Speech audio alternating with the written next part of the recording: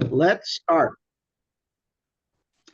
So this is the Little Hoover Commission hearing on the part two, California electricity costs on Thursday, March 27th, 2025. Good morning. It's a pleasure again to see my fellow commissioners. I'm the chair of the Little Hoover Commission. Thank you for joining us. I want to introduce the other commissioners who are here. Joining us today on Zoom is Vice Chair Anthony Cannella, and lined up, although not quite on the screen yet, you'll see Deehan Aaroner. You got David Beyer, Janice Sidley will be joining us, Gil Garcetti, Jose Atila Hernandez, and Jason Johnson. I should mention that there are other members of the commission who are legislators. That would be Assembly Member Philip Chen, Assembly Member Liz Ortega, Senator Christopher Cabaldon, and Senator Roger Nilo. Also today is the commission staff. Executive Director Ethan Rarick, Deputy Executive Director Tamar Foster, Project Managers Crystal Beckham and Daniel Harris McCoy, along with analysts Ashley Hurley and Sharon McAllister. Let's do a little bit of housekeeping before we turn to the subject at hand. I have to say, David, that's a really beautiful background for you. It is. That's my view. Good God. Okay. We're live streaming today's hearing on Zoom. We'll have a public comment session at the end of the hearing. Commissioners' audio and video will be turned on throughout the duration of the hearing. Commissioners, you may mute yourself if you wish. The video and audio of our hearing witnesses will be turned on when it's their opportunity to speak. Members of the public who have joined us online will be muted during the hearing. Those who wish to make a comment will be unmuted during the public comment session at the end of the hearing. If you'd like to make a public comment online, please use the raise hand feature in Zoom by clicking on the hand icon to join our public comment queue. Those of us who have joined by phone may either dial #9 or or it looks like *9 to raise their hand on Zoom, or send an email to the Little Hoover Commission indicating you want to address the commission. You must provide the phone number from which you have joined the meeting so that staff knows who to unmute. Staff will be monitoring raised hands and emails requesting comment during the duration of the hearing. If you are at our publicly noticed in-person location and you want to make a public comment, please alert one of our staff members. As is usual at commission hearings, public comment is limited to 3 minutes per speaker. We are recording today's hearing, and after the hearing, staff will place a permanent link to the recording on our website and upload it to our YouTube channel. I should mention now for members of the public, and let me ask you, Ethan, there is a reference to item number 4 on the agenda. That is correct, Mr. Chairman, and we did want to let members of the public know as a courtesy that item number 4 on the agenda will not be taken up. That is the draft report on public philanthropic partnerships. We had hoped to have that finalized for today, but after some consultation with the subcommittee, we've pulled that back for some additional work. So that will come to the full commission at a later date. So if you're a member of the public and you're here to watch item number 4, that will not be taken up today. All right, thank you very much, Ethan. And now to the substance of today's hearing. This is the second in a series of commission hearings that will examine electricity costs in our state. At our February hearing, we heard from academics and public advocacy groups about why electricity rates in California are so high, roughly twice the national average. Today, we'll hear from a different set of voices, representatives from the solar industry, home solar owners, and environmental justice organizations. These witnesses are expected to discuss California's ongoing commitment to clean energy and the natural environment, and the role of solar energy in achieving the state's green energy goals. We also expect to hear about the impacts of pollution on California's marginalized communities and how the state can shape its energy policies in a way that will improve public health and provide economic uplift. Later this year, we will continue the conversation with a hearing featuring representatives from California's energy agencies and the utility companies. I want to thank Vice Chair Cannella and Commissioner Hernandez for their leadership on this study subcommittee. And I want to mention to the witnesses that are on deck, don't be surprised if during the course of your presentation, you're interrupted. All that really means is that the commissioners have read the material. They have questions or comments that they want to direct to you. And so you may find that I'm going to try to get your attention during your presentation if, in fact, commissioners want to ask you a question. So this hearing was organized by project manager Daniel Harris McCoy, and I would be remiss if I didn't point out, the material that is posted on our website and that is generated by staff, I think is exceptional in its ability to take complicated subjects and condense them in a way that is of great benefit to all members of the public. So if you're watching this and if you haven't gone to our website, I would encourage you to do that so you can have a look at the background memos and the supporting information and material that's been generated by staff based on their interviews with witnesses, review of the literature, and then pulling it together in such a way that it is clear, it's concise, and that does really help contribute to the conversation. Daniel, I'd like you to introduce our first witnesses, please. Thank you very much, Chair Nava, and good morning, commissioners. Our first witnesses are Brad Heavner and Richard McCann, who will be presenting together. Brad Heavner is Executive Director of the California Solar and Storage Association, where he has led policy initiatives since 2013 on net metering, rate design, interconnection, and solar mandates for new construction. He previously held leadership roles with the Center for Climate Protection, Environment Maryland, and the Frontier Group. He holds a BA from the University of Michigan. Dr. Richard McCann is a founding partner of M.Cubed, an economic consulting firm specializing in energy, water, and environmental policy. He has also served as an economist for several research organizations, including the Aspen Environmental Firm, Spectrum Research, and QED Research. Dr. McCann holds a PhD and Bachelor of Science from UC Berkeley and a Master's in Public Policy from the University of Michigan. Mr. Heavner and Dr. McCann, you may begin your testimony. Thank you, Daniel, and thank you, commissioners. Good to be before you. I'll just say a quick word and let Richard launch in, really. And I just wanted to say a little bit about why we hired Dr. McCann to do this research. I really think that we shouldn't be having this conversation at all. The utilities are very good at making me fight the battles of the past, and I think that's intentional. We've already changed from net metering to net billing. CALSA is not asking to change back. It's been a challenge to adjust to net billing, but that's our world now. And we should move on. And there are many good things that we should be talking about, how to do dispatch programs to optimize when batteries are operating for the benefit of the grid and things like that. I would love to have that conversation. And I also think that most of the recommendations at your previous hearing from the other witnesses were spot on containing utility spending and the real reason for utility high rates, and a lot of attention needs to be put there. Unfortunately, there's a lot of attention put on solar at the same time, and we think that is misplaced. And that only became more high-pitched after the change to net billing, to our surprise. And so therefore, we turned to Dr. McCann and asked him to look into this question. So I'll turn it to him to present his research.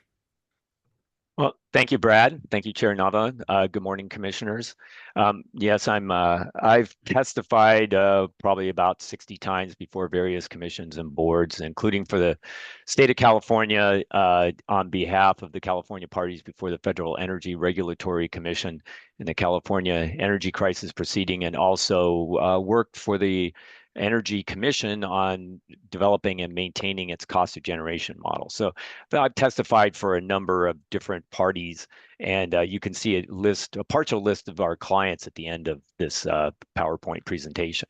So I just want to start off by asking the question of why California's utilities have such high electricity rates. And it's really that utility spending is driving rate increases. It's programmatic spending, wildfire spending are just a small portion of that. On the other hand, customers have invested in rooftop solar and energy efficiency to save their own money and to actually help other ratepayers save money as well. Remember that the state's loading order emphasizes using less energy through energy efficiency and distributed energy resources before turning to utility resources. So the key question really is, how do we control utility spending, not how do we make everyone pay for uncontrolled spending? I'm going to now just walk through some issues related to utility spending and end up talking some about potential regulatory reform. Mr. McCann? Yes. Yeah, I'm glad that I gave that warning early on, because I already see that Commissioner Hernandez, who is also on the subcommittee, has raised his hand, and I think he wants to make a comment. I think you were alluding to it. I think, I mean, we don't want to give the perception that utilities can just spend whatever they want. This is a regulatory market. And I think you're alluding to regulatory reform, right? That in terms of the utilities, they have to get permission to spend. Yes, right, exactly. All right, So, please. so turning to our next slide, which shows a graphic with demand being flat for years. Yet during that time, the spending on transmission and distribution, which is about half of the utility bill, has gone up 300% over the last 20 years. That's 4 times faster than inflation. And it's really, as you can see from this graph, it's been true for all 3 utilities. Meanwhile, demand has been flat. The peak load in 2006 was the second highest peak load we've ever experienced. It has just not grown over this time period. If we turn to the next slide, we can see how rates have been increasing because utility spending has been increasing. It's a almost one-to-one relationship between spending and rates. This is for PG&E. The graphs for Southern California Edison and San Diego Gas and Electric follow a similar pattern. And we could see how this really has been driving rates up higher. It's not ratepayer exit or customer exit that's causing this problem, because if that was true, then rates would be going up much faster than spending. Sometimes wildfire mitigation spending has been blamed for rapidly rising rates. Well, it turns out that the amount of wildfire spending for the utilities did not increase substantially between 2022 and 2024, yet rates went up by about $6 billion over that time period. Mr. McCann, I have another commissioner, Commissioner Byer. Yep. I think you're muted. David, you're muted.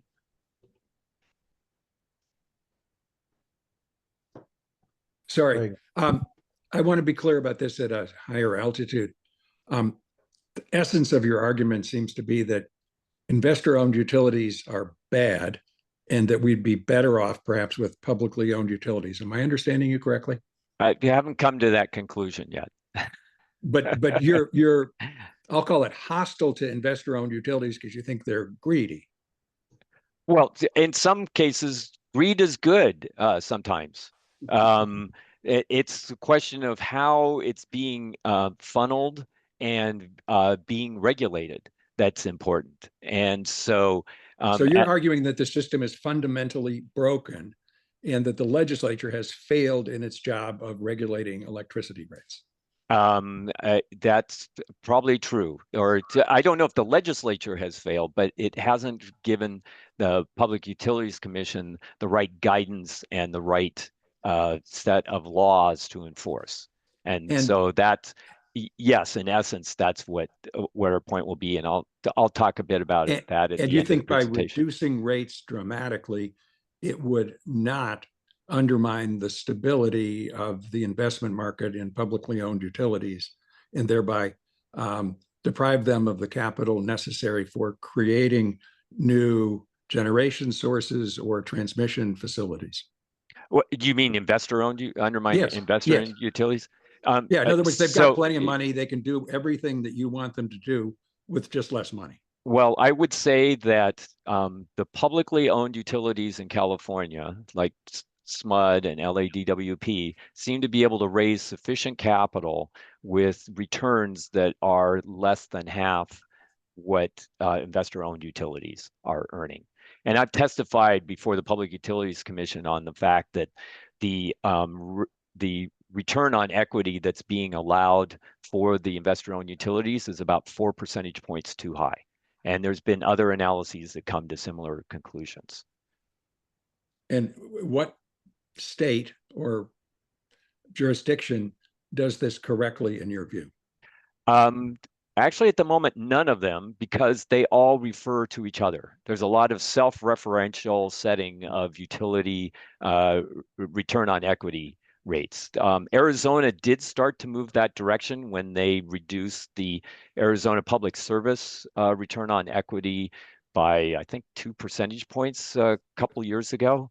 But they were really the first one to break with the I want to call it the common wisdom that's being used by other commissions to set these kinds of returns. Thank you. And Go ahead. if we can move to the next slide on that as well. This is where we show the wildfire spending shares. It's roughly about 12% of the total transmission distribution spending by the utilities. And it has not increased substantially as a share of total spending over the last 3 years, yet rates have gone up substantially over that time, 50% in total since 2022. So next slide shows the spending trend for PG&E, which just backs up. Their share is higher than the other two utilities, but it's still not an overwhelming amount of the spending that they have in their transmission and distribution grid. So if we turn to the next slide, we can see over this time period that utility profits have actually increased pretty steadily since 2005, more than doubling in this time period. There was, of course, when PG&E suffered the wildfire losses, there was a substantial loss, but their profits have now returned back to the trend line that they were on prior to the wildfires. If we turn, Commissioner, let me interrupt again. I'm sorry. Commissioner Hernandez has his hand up.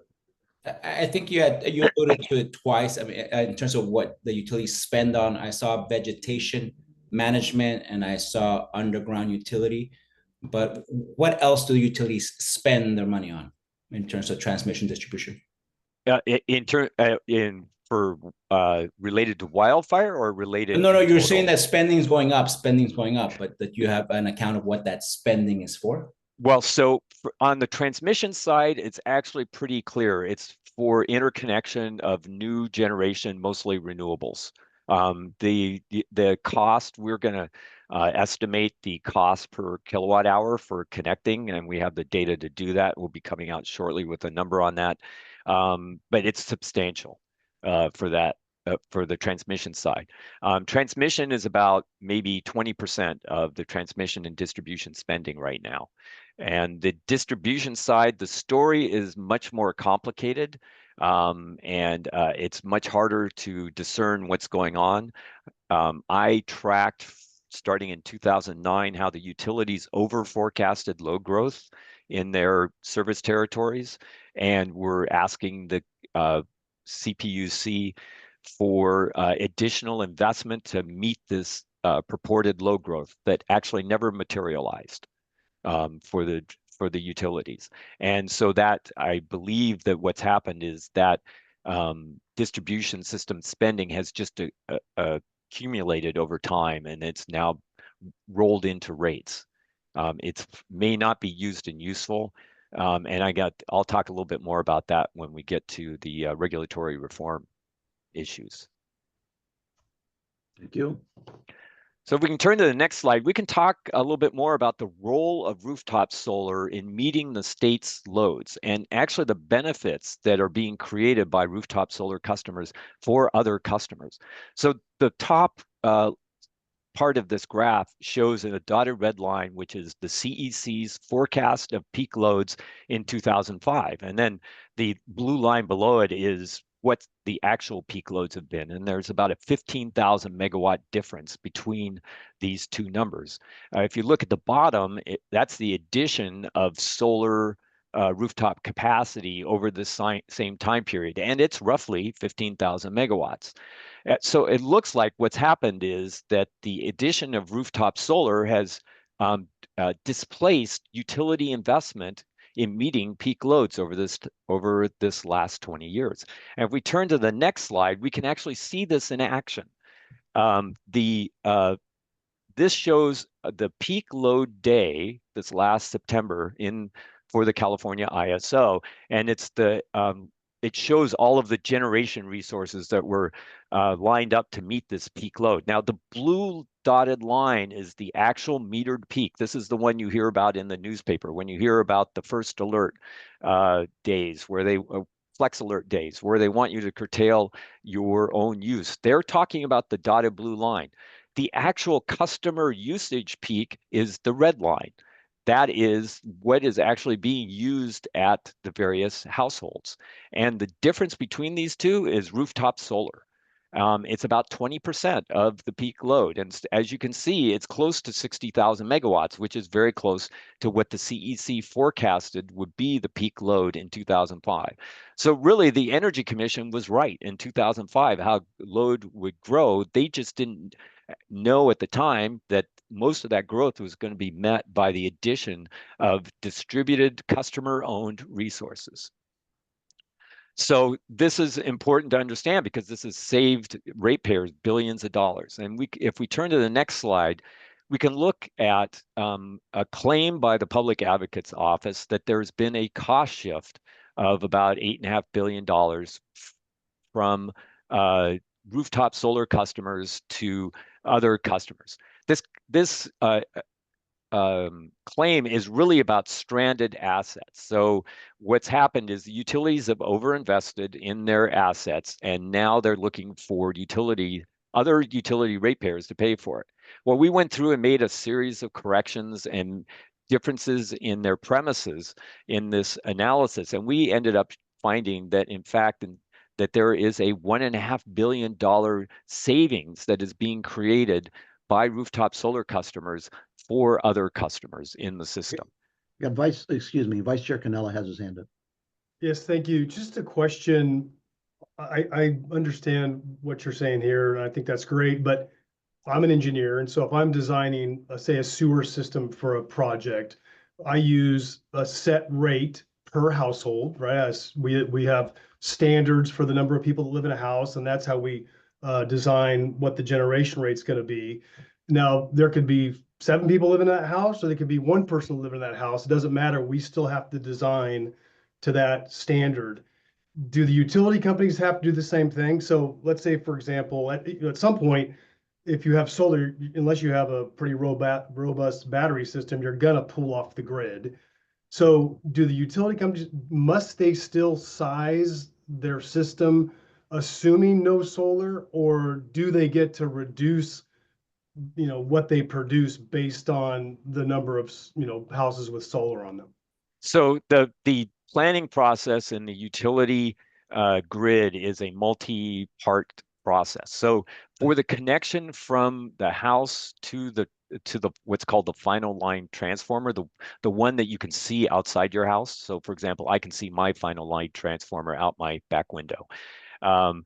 That portion is sized regardless of of whether rooftop solar is on top of the house or not. That portion of the system costs about $15 a month. So it's a pretty small portion of the bills. The customer bills range between $100 to $200 a month on average, typically. So that portion is sized that way. The portion that is the grid for your neighborhood is based on what is called coincident peak loads of the customers. That can include accounting for rooftop solar in the system. And then if you go further up into the transmission system, that's constructed based on system-wide peaks. And that clearly and obviously includes reduced metered loads because of rooftop solar. The CAISO uses the metered peak in order to do the sizing of its transmission grid. It does not use the customer peak for doing that. And so you can see how the inclusion of solar becomes more and more important as you aggregate up the system. Thank you. Thank you. So what's important is this claim of a cost shift was used to basically go after rooftop solar at the Public Utilities Commission and is continuing to be the source of an attack on the customers who were basically asked to do a good deed and did it. And so this is an important aspect that we want to look at. So if we turn to the next slide, we can see that rooftop solar is going to be an important component of meeting our future load growth. The state is planning on electrifying transportation and building energy use. And the Energy Commission has forecasted that there will be an increase of almost 60,000 gigawatt hours of new load by 2030 from these efforts. If we had the growth in rooftop solar that we had prior to the Public Utilities Commission decision, we probably meet about 60% of this growth locally with rooftop solar. If we don't have this, it means that we're going to have to build a lot more transmission lines and build a lot more remote renewable generation, which is going to cost a substantial amount of money, and all ratepayers will have to pay for it. An important point about rooftop solar is that customers pay for this. They don't ask for a rate of return from the Public Utilities Commission or from other ratepayers. They don't ask for payments from other ratepayers for making these investments. And so this really is a resource that could be added through privatized investment. If we turn to the next slide, we can see the magnitude of the increase in renewable that we face. This is the gap between what we currently have and what we will need by 2045. And so we have to grow much faster over this time period. So what happened to the utility or the rooftop industry with the passage and adoption of the PUC decision in December of 2022? So if we turn to the next slide, we can see what happened in terms of sales of rooftop solar systems. There was a rush to sign up and get in place a rooftop system by April of 2023, which was the deadline. And then sales have plunged since then, and they have not recovered over this time period. If we look at the next graph, which shows the sales of systems in 2024, in terms of historical context, they are where they were 10 years ago. And this is just a very big hit to the rooftop industry. And there's been a large number of lost jobs in this industry, and many companies are suffering. And you'll hear more about this later from other witnesses here today. So if we turn to the next slide, we can talk more about how we might better move forward on getting rate affordability. So one place to start is regulatory reform from the legislature. We probably need more auditing, maybe even spinning off the auditing function to the state auditor. We need to determine if assets are used and useful and how those asset costs need to be recovered in a more fair way that lowers rates today. We need to acknowledge the true cost of infrastructure. So, for example, the cost of transmission has been greatly discounted when it's presented publicly, but it's much larger than what has been represented. And we might consider moving the Public Advocate's Office to be under the Attorney General, so it has more independence at the Public Utilities Commission. Mr. McCann, I'm gonna jump in again. Commissioner Byer, followed by Commissioner Hernandez. Okay. Sure. Thank you. Two questions. What percentage of solar equipment is manufactured in China? I do not know the answer to that. Isn't it true it's more than 80%? It might be. I don't know the answer to that. Okay, so the second question is, there a series of mandates, or I'll call them public policy decisions, that have been made by the legislature, whether to subsidize low-income housing, whether to have a green energy goal that pushes greater renewables.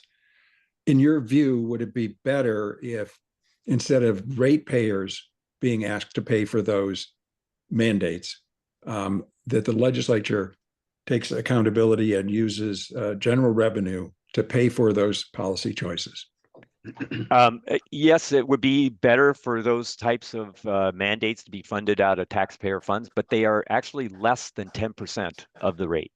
They are not doing that alone will not reduce the rates that we face today. The 50 cents a kilowatt hour rates that we see in the SDG&E service territory would only go down to 45 cents. Those are still substantially higher than the national average. We need much bigger reforms than looking to the legislature to fund some of these various programs. But your basic argument is that the state would be better off if we didn't have any investor-owned utilities and go to a public ownership of utility model, which no other state or country has done.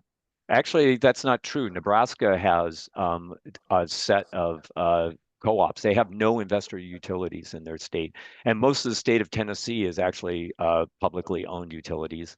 Washington State, it's probably about 2/3 are publicly owned utilities. Oregon also has a substantial percentage of publicly owned utilities. So that model, and I'm not advocating for that. I think there's actually ways that we can reform regulation of the investor-owned utilities in a way that gets to the same endpoint. But there's a lot of examples of publicly owned utilities that have been very successful. A quarter of our state's load is met by public utilities. Thank you. Yep, Commissioner Hernandez. Just a quick question. The average monthly bill for a NEM customer? So the average bill is about $105 per month. And using the calculations that the Public Advocate's Office put out, $70 a month goes towards the fixed costs of the utility system. The utilities themselves have said that those fixed costs are about $50 to $70 a month for PG&E and Southern California Edison, which is about 80% of IOU customers. It's $50 a month is the fixed cost. So why these are they customers paying more than what the CPUC required? Well, it's not a question of required. It's just that the amount of energy that they actually consume is large enough that they are covering those fixed costs in their variable rates that they're paying. And do NEM customers pay for transmission distribution? They pay for the transmission and distribution they actually use in those rates. So that those, but not the shared one in terms of the system. Well, yes, they do. They paid, so that $70 a month in fixed costs is the same kind of shared cost that the other ratepayers are also paying. So I'm confused. So LAO, Turn, and also Office of Ratepayers talk about a cost shift. They talk that there's a certain amount of money that goes to pay for the system. NEM customers get to roll it back, and they're not paying to the system. So that's kind of the perceived cost shift. Are you saying that's not true?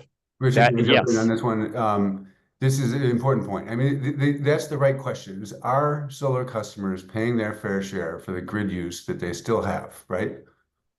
Wait, you just went on mute. Whoops, you're on mute. Commissioner Hernandez, you're muted. Fair share. I mean, are they paying into the system? I think right. Yeah, are they paying into the system because they're still connected? They're still part of the system, and there is the grid. And the answer from Dr. McCann is yes. And this has been very illuminating for me to recognize that the traditional cost shift analysis is only looking at part of the solar customer's bill. They don't look at the fact that after installing solar, these customers are still paying $105 per month on average. And the reason for that is because they're generating less than they're using, and because of time of use rates. Those two things primarily. There's also the minimum. Actually, what Richard said is that the size of the customer, because their size, they're paying more than the fixed amount that the that goes into it as well. That they're not generating as much as they're using. They're still buying power from the utilities. And that, in addition to time of use rates, causes them to continue to pay this amount. And when I have to say that this has been really an aha moment for me, because I was with the rest of the whole community in looking at the solar costs and benefits and the cost shift question according to the utility framework of analyzing it. I didn't see a different way. And we were all arguing about inputs on that methodology. But then Dr. McCann has shown us that really it's the perspective that's wrong. By not looking at the entire solar customer bill, it's a faulty approach to answering the question, of whether solar customers are paying enough into the system. And what I would like is for Dr. Bornstein and Tern and PAO to look at this research and say, you know what, this is a fresh perspective. It's useful to think of the whole bill, and maybe we're leaving that out when borrowing from the utility methodology. And let's talk about those assumptions and how to measure the costs and benefits when considering the whole bill, including what customers continue to pay. Does that answer your question, Commissioner Hernandez? Not really, but it's okay. Well, all right. I just want to make sure before I turn to Vice Chair Cannella. Yeah. I mean, I'm interested to know what you're thinking about, because I do want to make sure that we're clear on what we're saying. There are inherent costs to providing electricity to everyone. Yes. And utilities were created so no one individual or no one company had to put up all the capital necessary, and they're called share costs. And when we all pay our bills, in fact, I don't know where it's at, we pay into that in terms of what you talked about, stranded costs. That could be something else. Yes. What the CPUC or whatever they are saying is that because NEM customers get to roll back their rates, they're not paying into that at the same rate other customers are. Right. And so what they are doing is they are actually assuming that the NEM customers pay zero.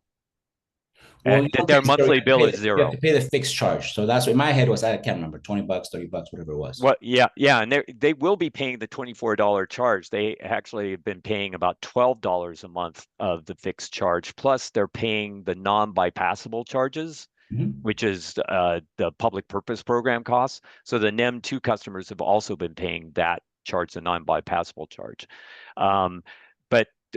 So the utilities, that's why I was bringing up the $50 a month. So PG&E and Southern California Edison say, well, those shared costs are about $50 a month. This is the amount that every customer should pay, regardless of the amount of energy they use. They should be paying $50 a month. Well, it turns out that the NEM customers are paying about $70 a month. And what it is it's not a fixed charge. It comes as a variable cost, a cents per kilowatt hour number, and you add up that cents per kilowatt hour number, and it turns out to be about $70 a month, which means that these customers are paying the amount of the shared costs that the utilities are claiming they need to pay. Well, they're paying $70 a month, and right $70 a month, and right now we have families making $65,000 a year paying $212 a month to $300 a month. Right. So the question of fair share, I mean, that has to be kind of. Well, and that gets to a different question about income basis, not about rooftop, whether customers have rooftop solar or not. And so this is where having programs like CARE, which has the income adjustments for customers, is important to have. And this is one case where having state funding is probably a better solution than using ratepayer funds to do this. But that's a different question than what is the share that the average customer needs to pay in order to pay their fair share. That the amount of money that each customer is the amount of cost that each customer is creating on the system is basically does not vary with usage or income. It is a single number. And so that is your starting point of doing an allocation of those kinds of fixed costs. If you want to start making an income adjustment, then you need to use a different mechanism. You can't do it. You should not be doing it through utility rates. That's where you should be doing it through state legislative action. Well, Richard said a minute ago that the PAO and the other cost shift analysts kind of assume that solar customers pay zero. They wouldn't deny that. The PAO would admit that they're not considering the fact that solar customers are continuing to pay a monthly amount of money toward utility fixed costs, that they have some bill payments every month. And we all sort of used to think that that was okay because we were just looking at NEM credits. And then this research just shows, no, that's actually not right. And so I would really like to PAO to revise their methodology in light of this new perspective and say, yes, we actually do need to consider that bill payment as well. So let me, I've got Vice Chair Canelo followed by Commissioner Aaroner. Thank you. These meetings move very quickly. So two questions. One, back at your chart a couple of slides ago, it talks about total profit, and it's pretty staggering, right, to see how fast it's growing. But what is the percentage of profit, right? So that's a little confusing when you just look at the total profit in billions, because what if has it gone from an 8% profit to a 5% profit? So do you have that information? It's been continually about 8 to 10% of their invested asset amount. Okay, so although it's grown quickly, the percentage has stayed roughly the same as far as the profitability. That's true, but actually in the stock market itself, the rate of return for other companies in the stock market has actually gone down about a third on their invested assets since from 2012 to 2022, which is the last time I looked at it. I understand. I just wanted to understand percentage versus total number. And then secondly, you mentioned that the cost started increasing pretty quickly about 20 years ago. And I think that's when the first requirement for renewables kicked in, the 33%, 50%, 100%. Have you looked at of this pretty, steep increase in cost? What would be, how much is caused by this requirement to buy all these renewables? Well, so to be honest, the increase in transmission costs is a lot of it's driven by the addition of renewables being built in remote locations, and the cost of that transmission is substantial to get out there and buy that power. So on the transmission side, that's true. On the distribution side, that relationship is not as strong. In fact, it's probably not even there at all. This increase in distribution costs. I have my own hypothesis about it. I think it has to do with the implementation of decoupling and the faulty way that California has done that, which has actually given utilities a strong incentive to invest in distribution capital because they know that the PUC will not go back and rescind the authorization for recovering the costs of basically stranded assets, not looking at the used and useful nature of the assets that have been invested in. And it's probably time to do that, to go back, look at those assets, and then extend the cost recovery time. So an asset that's not used and useful, instead of recovering it cost in 40 years, maybe we need to do it in 60 years. Okay, so distribution, you mean wires? Is that? Yes, the wires, the wires you see in your neighborhood, basically. Okay, so you feel that utility companies are building wires just to build them because they get their return? Yes. And they're not being used? Where are they building these unusable wires at? Well, they build them in like new developments that don't, in anticipation of new developments that don't actually occur. This was, I did analysis in the 1990s for my agricultural clients about how new PG&E was building new infrastructure in the suburbs around, well, they weren't even suburbs yet, anticipated urban growth around Fresno, and then taking the costs of that and putting it on agricultural customers who were the existing customers who were there. Then that growth did not materialize. And so now there's substantial excess capacity in the rural areas around Fresno. Yeah. So I'm not an expert in this area. So a utility company can just decide to build wires anywhere, and then they can pass that cost on. There's not a process to before the PUC or whoever to say, hey, look, we want to expand our operation. This is where we're going. They can just do whatever they want. Well, it's almost like that. So they go to the Public Utilities Commission in the general rate cases every 3 years, and they make forecasts of what the load growth will be. And as I mentioned, I documented from 2009 to 2018 about how those load forecasts by the utilities were inflated by both PG&E and Edison. So they got authorization to build based on those forecasts. But then when you went back and looked, the load growth didn't occur. And so they had built that new infrastructure, and it was in rate base. And the PUC did not go back and look at that and say, hold it, why did you build this stuff?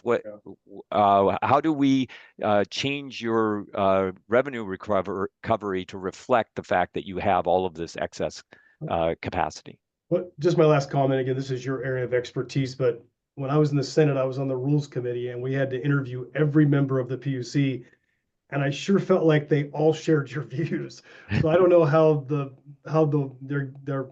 making these mistakes, because they all seemed very smart. But well, it's about engineering capabilities is what a lot of it comes down to, because the utilities come in and they say, to maintain safety and reliability, we need to build $8 billion worth of stuff in distribution system this year. And the PUC can't match their engineering analysis and say, no, we think you're kind of overstating that. It's hard for them to say no to that. And, they nip at the edges and they do, cut it down from 8.6 to $8.2 billion. But it's the fact that nobody in the regulatory community is able to match the engineering analysis of the utilities means they're just outgunned. One thing that we agree very, very strongly with Dr. Bornstein from his testimony before you last month was that the PUC is underfunded. They're understaffed and underfunded. They have a very hard job. Yes, they're trying, but it's not working. Yeah, I think that putting engineers in state agencies to do this kind of work is very important. And I have examples of where the Public Advocate's Office went after small amounts because they just didn't have the resources to go after the big issues.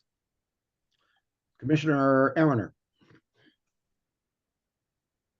So I'm fascinated by this discussion, everybody.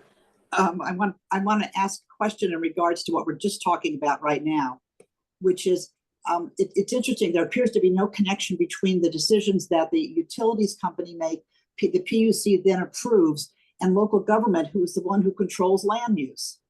And so, because the reason they can't, they might put some wires up somewhere, but if they don't have the permitting and the land use issues resolved with local governments, right, then they're not going to be able to develop there. And so that the fact that the PUC doesn't, either they don't have the capacity to look at that, to figure out what the real world is saying, right, kind of boggles my mind. So that's my first comment. My second comment, I don't know about anybody else on our commission, but I actually have solar panels on my home. And so I found it interesting, and I'm wondering how the PUC doesn't consider the fact that I make a payment to PG&E every month, right, for electricity above and beyond what I pay to the solar company, because I lease my solar system, everybody, I don't own it, right? But the fact that I look at my cost every single month, right? As I'm paying my bills, I'm writing a check to the solar company and I'm writing a check to PG&E. And the fact that the PUC doesn't understand what customers are looking at, I don't get that. I mean, that's irresponsible. How they cannot be calculating how much I, as a solar panel owner, pay to my utility every month, and it varies from anywhere between $100 and $200 a month, depending on usage, and obviously depending on how cloudy it is at my house on a daily basis. So something's not matching here between where the consumers are at and where the regulators are at.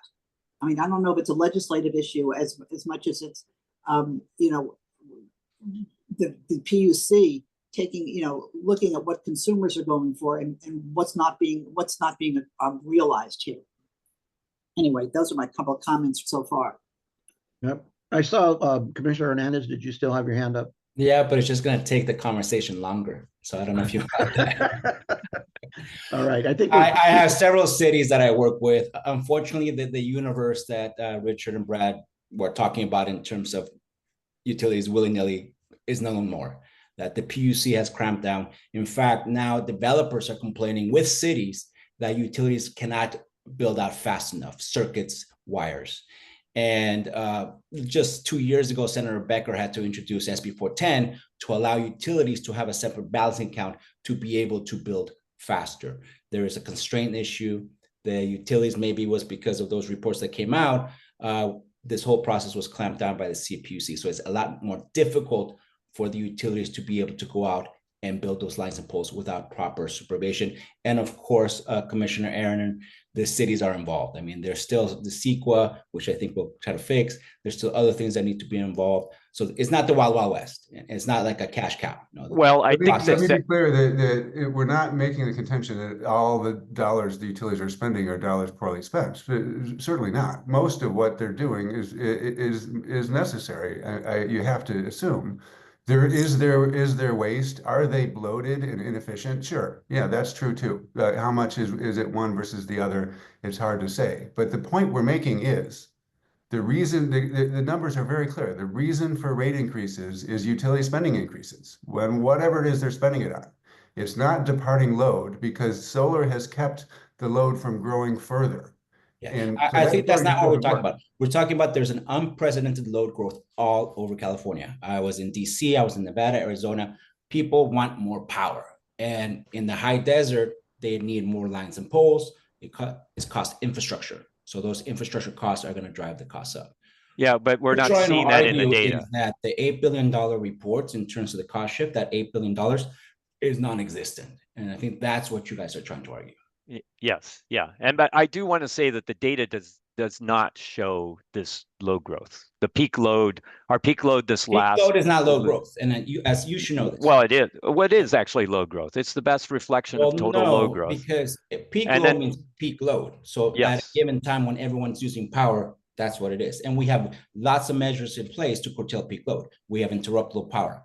You should look at how much power is generated and used. Right, and we look at that too. That also has been flat over the same time period. It's a roughly just a few percentage points higher.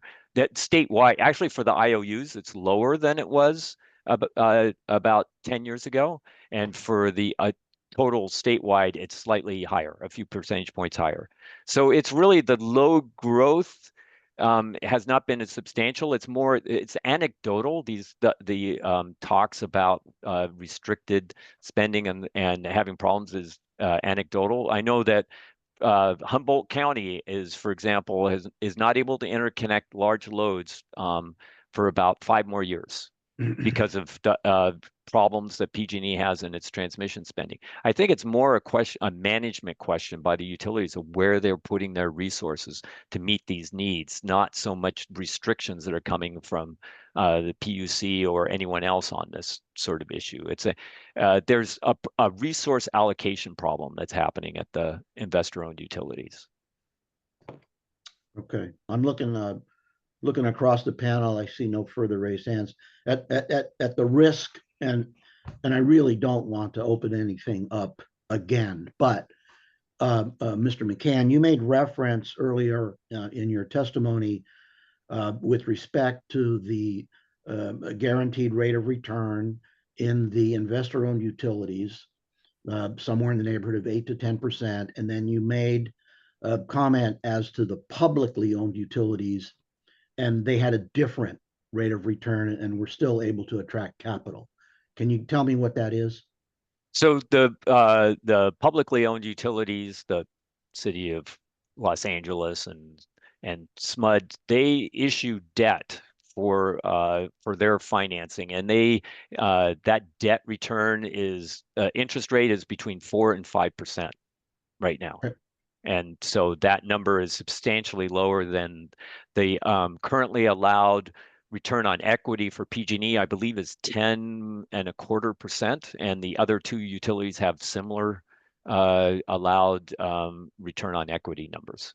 Right, and the numbers you just referred to in terms of return on equity for the privately or the investor-owned utilities is after taxes. Yes. Yeah. Right. Right. So the before tax return is probably 14%. Yeah. Okay. Good. I didn't see any hands come up. Thank you very much. I want to thank both of you, Mr. Heavner and Mr. McCann, for your testimony. Obviously, you saw that it generated a significant conversation, and I think part of this is new to some of us in terms of the complexity of the issue with respect to investor-owned utilities and transmission and distribution. And I think it's added an important element to what it is that we're going to have to consider as we work through this information. Thank you both. Thank you. Thank you. And let me turn to Vice Chair Canella. I'm going to have to step away for just a second. If you'd be so kind as to grab the gavel. Okay, You're welcome. all right. Next witness, we have the staff introduce him. Great. Thank you, Mr. Vice Chair. Our next witness is Dave Rosenfeld, Executive Director of the Solar Rights Alliance, a nonprofit that defends the rights of California solar users. He also leads Rosenfeld Consulting and has spearheaded organizing and policy work for Stand for Children Oregon, the Oregon State Public Interest Research Group, where he served as Executive Director, and the Public Interest Network, MoveOn.org, and the California Public Interest Research Group, he holds a BA from Rutgers University. Mr. Rosenfeld, you may begin your testimony. Before we begin, Mr. Rosenfeld, you saw the last witnesses, so expect to be interrupted. Nothing against you, so. I'm a Jewish kid from New Jersey. I'm used to getting interrupted. Okay. So please, I'd be insulted if you didn't interrupt me. I want to just, before I get into what I'm going to talk about, let me just say thank you, members of the commission. I'm Dave Rosenfeld. I'm the director of the Solar Rights Alliance. We are the nonprofit association of California solar customers. We believe that everyone has the right to make energy from the sun without unreasonable interference from the utility. I'm going to talk about three things, and I'll introduce them in a sec, but just to pick up where we left off, I think it is important to anchor what I'm about to talk about with one of the key main points that I take away from Dr. McCann's work, which is this one fact I think just burns in my brain is if you look back over the last 20 years, I'm looking back, right? I'm not looking forward. That's a separate issue. Over the last 20 years, peak electricity demand has been flat. Utility spending on poles and wires went up 300%. That's the key fact here is, wow, Californians did an amazing job, even though consumption went up. You saw that in Richard, one of Dr. McCann's charts, but the peak load on the grid was flat because Californians have been doing a great job conserving energy, sometimes through rooftop solar, sometimes through other forms of energy efficiency. But the utility spending on poles and wires went up 300%. And so that's the problem, is that customer demand and utility spending on poles and wires is not related. It's not integrated. And that's a failure of regulation. It's a failure of grid planning. And we've talked about some of the reasons why that happened, but it happened. And so the lesson going forward, as Commissioner Hernandez has been pointing out, we've got data centers coming on, we've got electrification. There's going to be there is going to be an increase in peak electricity demand going forward. But the lesson is, are we going to repeat the mistakes of the past and just let the spending happen without any regard for actual peak electricity load? Or can we learn from what we did in the last 20 years and leverage the fact that Californians are willing to put solar panels on their roof, they're willing to do energy efficiency, they're willing to hold down their own per capita consumption, and thus that can allow us to avoid some of the spending on poles and wires, which is the most expensive part of the system. That's the question that I think the data really challenges us to confront. So what I want to do, and I prompted a question, so I've already derailed my presentation with that, but yeah, let's go for it. Yeah, thank you. I'm trying to, as they say, rip from the headlines. There's been a lot of discussion, including on a podcast with Governor Newsom and Ezra Klein, a discussion about the so-called abundance agenda. And I'm going to oversimplify it, but just for purposes of the question, we have focused too much in California on process and not enough on outcomes. In the citation that you give about cost, would you allocate a substantial percentage of the reason for the cost increase to what I will label as excessive regulation? That would include CEQA, permitting, and other governmental actions that serve a completely legitimate purpose, but they become, using Ezra Klein's words, an everything bagel. The everything bagel. So do you have a sense of how much the everything bagel is costing us in terms of building transmission or distribution lines? That's a really good question. And I don't know. Where the limit of where I think the data tells us right now is just, if you want to know why rates are high, it's because of spending on poles and wires. Then to your question, I think that's what we need to dig in on. If I was to offer a framework, it would be probably the everything bagel problem is one of three issues. So if I was just to unpack the three issues, it would be one, we probably have built a bunch of poles and wires that we didn't need to build to begin with. Number two is the cost of building those poles and wires was higher than it should have been. I think that's the everything bagel problem thing. And then three is the utility rate of return on building those poles and wires was too high. And okay, so let me unpack the first two, because I think there's a risk that they're either oppositional or contradictory. That is, if the Public Utility Commission gets into micromanaging where to build lines, poles, the cost of regulation goes up exponentially.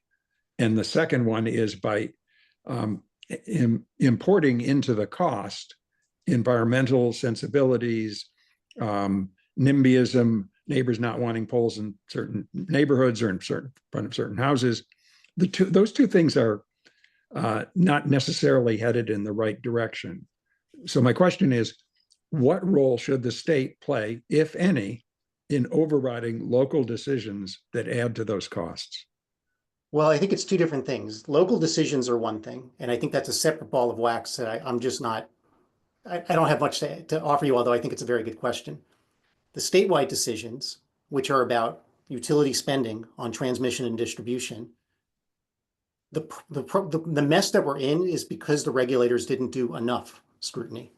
So what Mr. Klein is talking about, which I'm a fan and I follow what he's doing and I agree with a lot of what he said, is a little bit apples and oranges to the problem that we're talking about here, where you have a company, an industry that gets a guaranteed rate of return, a very generous one, off of every dollar that it spends building poles and wires. So its incentive is very, very clear, which means then that the regulator has to really be sharp-eyed about, okay, we know that you have a very big incentive to overspend on poles and wires, and this is the biggest driver of rates. So we have to make sure that this spending is right-sized, both in terms of where it goes in and then the way that you're putting it in.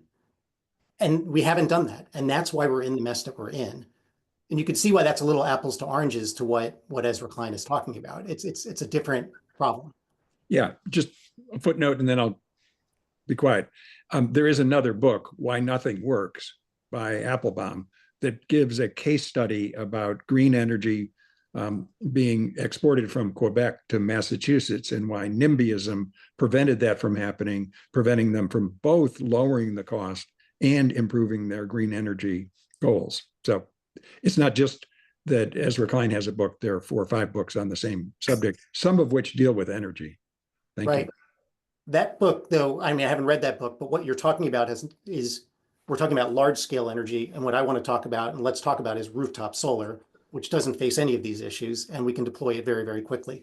We're in all of the above kind of group, so that's not to disparage that. It's just to say rooftop solar, one of my key points, and these are the 3 points that I want to make. I want to go through who is the rooftop solar customer, 2, how rooftop solar actually works on the ground, and then 3, why rooftop solar is your friend in the effort to make the electricity system more affordable and more lightweight and frankly, less everything bagel-like. So let's go to the next slide. Next slide, please. There we go. 60% of all rooftop solar customers in California are middle and working class, and a little more than half are people of color. This is data from the Lawrence Berkeley National Lab. This is the definitive source for solar demographics, and this is data through 2023. The chart on the left is California solar consumers by household income. The chart on the right is California solar consumers by race. And you can see on the left-hand chart by income, the 3 income bands to the left are middle and working class families, and that constitutes 60% of who has solar. This is a success story. You know, when the Million Solar Roofs initiative started back in the early aughts, to get solar, you had to be very rich or very technical. And now solar, before the CPUC frankly swung the axe, solar was approaching the point where it's becoming like a TV or a car or a cell phone. And the question really should be, how do we get this technology into the hands of more middle and working class people? the trajectory is really, really positive. And by the way, these numbers include multifamily home solar, of which there is more than you might think. The pipeline right now is about 300,000 more renters over the next few years. There's about 35,000 low-income renters who are served by solar. There's about 300,000 low-income renters that are going to be served based on projects in the pipeline. And that's just low-income subsidized. There's much, much more market rate multifamily home solar, and that's included in these numbers. And we would love to see that grow as well. Mr. Rosenfeld, I have Commissioner Hernandez has his hand up. These are great numbers. One quick question in terms of the numbers. Are these NEM customers or just solar customers? These are customers and solar customers of the IOUs. So Or are they NEM? Are they a part of the NEM program? Almost everybody would be NEM here. Yeah. There may be some off-gridders, but they're like such a tiny percentage, it wouldn't even be, countable. Okay, thank you. Okay. Next slide, please. So to my second point, how does solar work on the ground? Forgive me if this is pedantic. I find that this has been grossly misstated in many of the discussions that I've been a part of, so I like to just level set. Rooftop solar, for all intents and purposes, is just like turning off the lights. It is just like, not using your AC as much, putting in insulation, hang drying your clothing. And here's how it works. So the picture here is 4 homes. 2 have solar, 2 don't. For the homes that have solar, those 2 homes, those solar panels, first and foremost, generate electricity to power the appliances in that home. That's how the physics works. The electrons get eaten by the closest hungry mouth, to put it in layman's terms. Sometimes those solar panels make more electricity than the home needs. When that happens, the extra electricity flows over the local wires into the neighborhood. And when I say the neighborhood, I mean the neighborhood. It never leaves the neighborhood because, again, there's a lot of hungry mouths in the neighborhood to eat those electrons. And it just gets eaten by the first hungry mouth that it encounters. So that extra electricity flows to the neighbors, and then the neighbors use the energy instead. The net result is that the utility does not have to deliver as much electricity to all of these homes, both the homes with solar and the homes that don't have solar but received some of that extra electricity. It is the same thing as if all 4 of these homes turned off their lights more.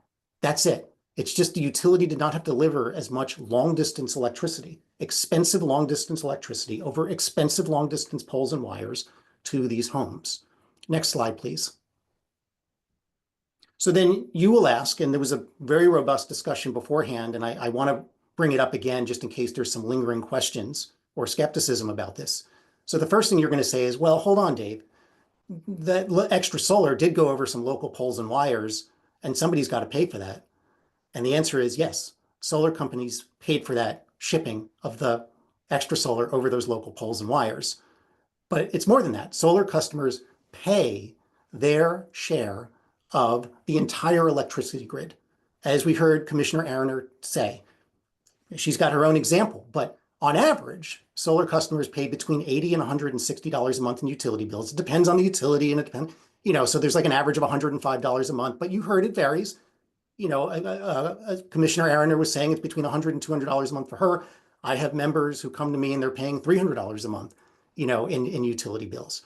But the point is they're paying a utility bill, and the portion of their utility bill that covers fixed costs of the grid is more than what the utilities themselves say is the per customer cost of the fixed costs of the grid. So they're covering their share of the shipping and handling of that extra solar. Let's go to the next slide. So then you might ask, okay, fine, Dave, but what about that credit that the solar customer gets for that extra energy they give back to the grid, this thing that we call the subsidy? Well, let's describe how it works for NEM2 customers, which is the majority. When the solar panels make extra energy that gets delivered to the neighbors, the utility sells that energy to the neighbor at the retail rate. And then the utility credits the solar customer at that same rate, minus the cost of public purpose programs. The utility doesn't profit on that solar. They don't make money on it, but they don't lose money on it either. The whole thing is essentially a wash sale for the utility. And so let's go to the next slide. So to repeat then, what happens is because of the rooftop solar, the only thing that actually happens here from a financial and physics perspective is the utility does not have to deliver as much electricity to this neighborhood and neighborhoods like it that have homes with solar panels in it. Rooftop solar is just another form of energy conservation.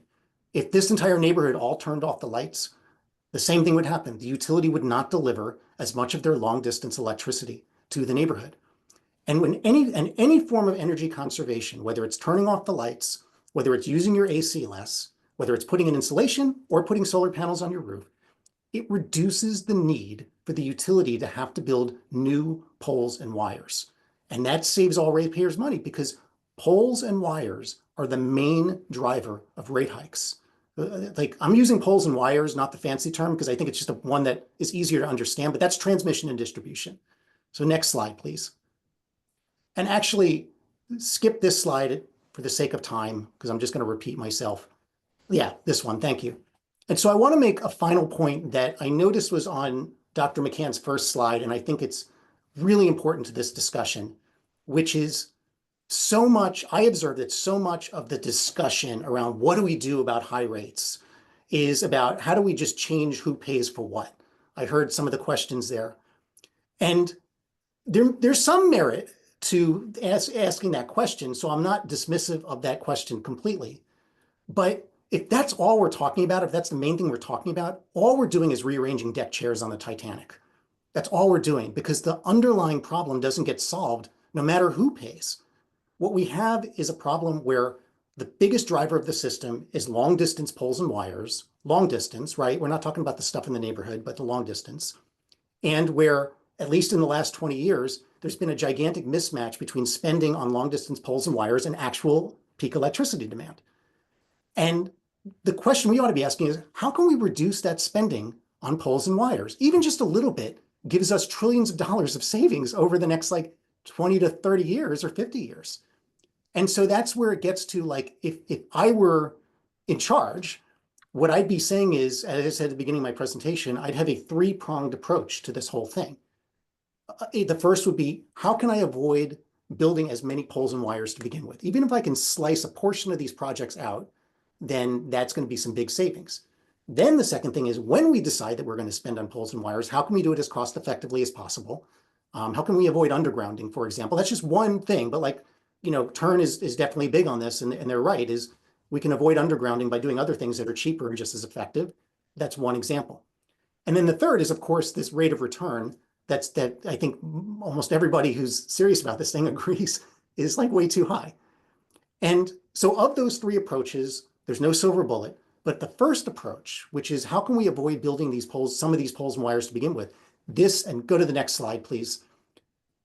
That first approach, this is where the rooftop solar customer, these middle and working class people who spent their own money putting a power plant on their roof, and they still pay the cost of the rest of the grid. This is where the solar customer is your friend, is your ally in the overall fight to bring down the cost of electricity and make it affordable for all Californians. Thank you. Thank you. Let me, Vice Chair Cannella. Thank you. Just to add to his point, you know, we work on projects where power poles have to be relocated, just moved. We used to budget $25,000 to $35,000 per pole, and now we budget $125,000 to $250,000 per pole. I don't know what the hell's happening where we have to do where it costs that much money, but I think that's part of the problem. Yeah, can anybody provide some explanation of that? I mean, what is it that would have generated such a dramatic increase in the cost? And maybe David has some sense of it. Egg prices went up, that's why. What's that? Egg prices went up. Egg price, all right. Lumber, okay. I mean, Dr. McCann, I think has things to say about this, but I will just say at a very high level that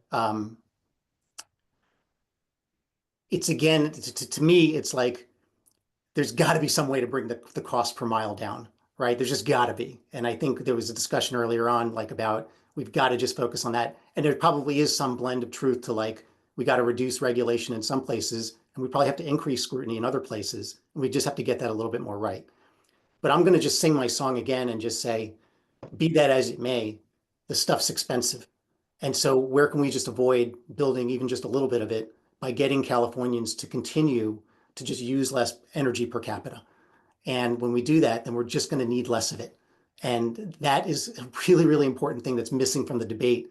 And so I'm just going to be the one trick pony that tries to just insert that into the conversation, even as we also try to answer this all important question of why is the cost per mile so much and how can we bring that down?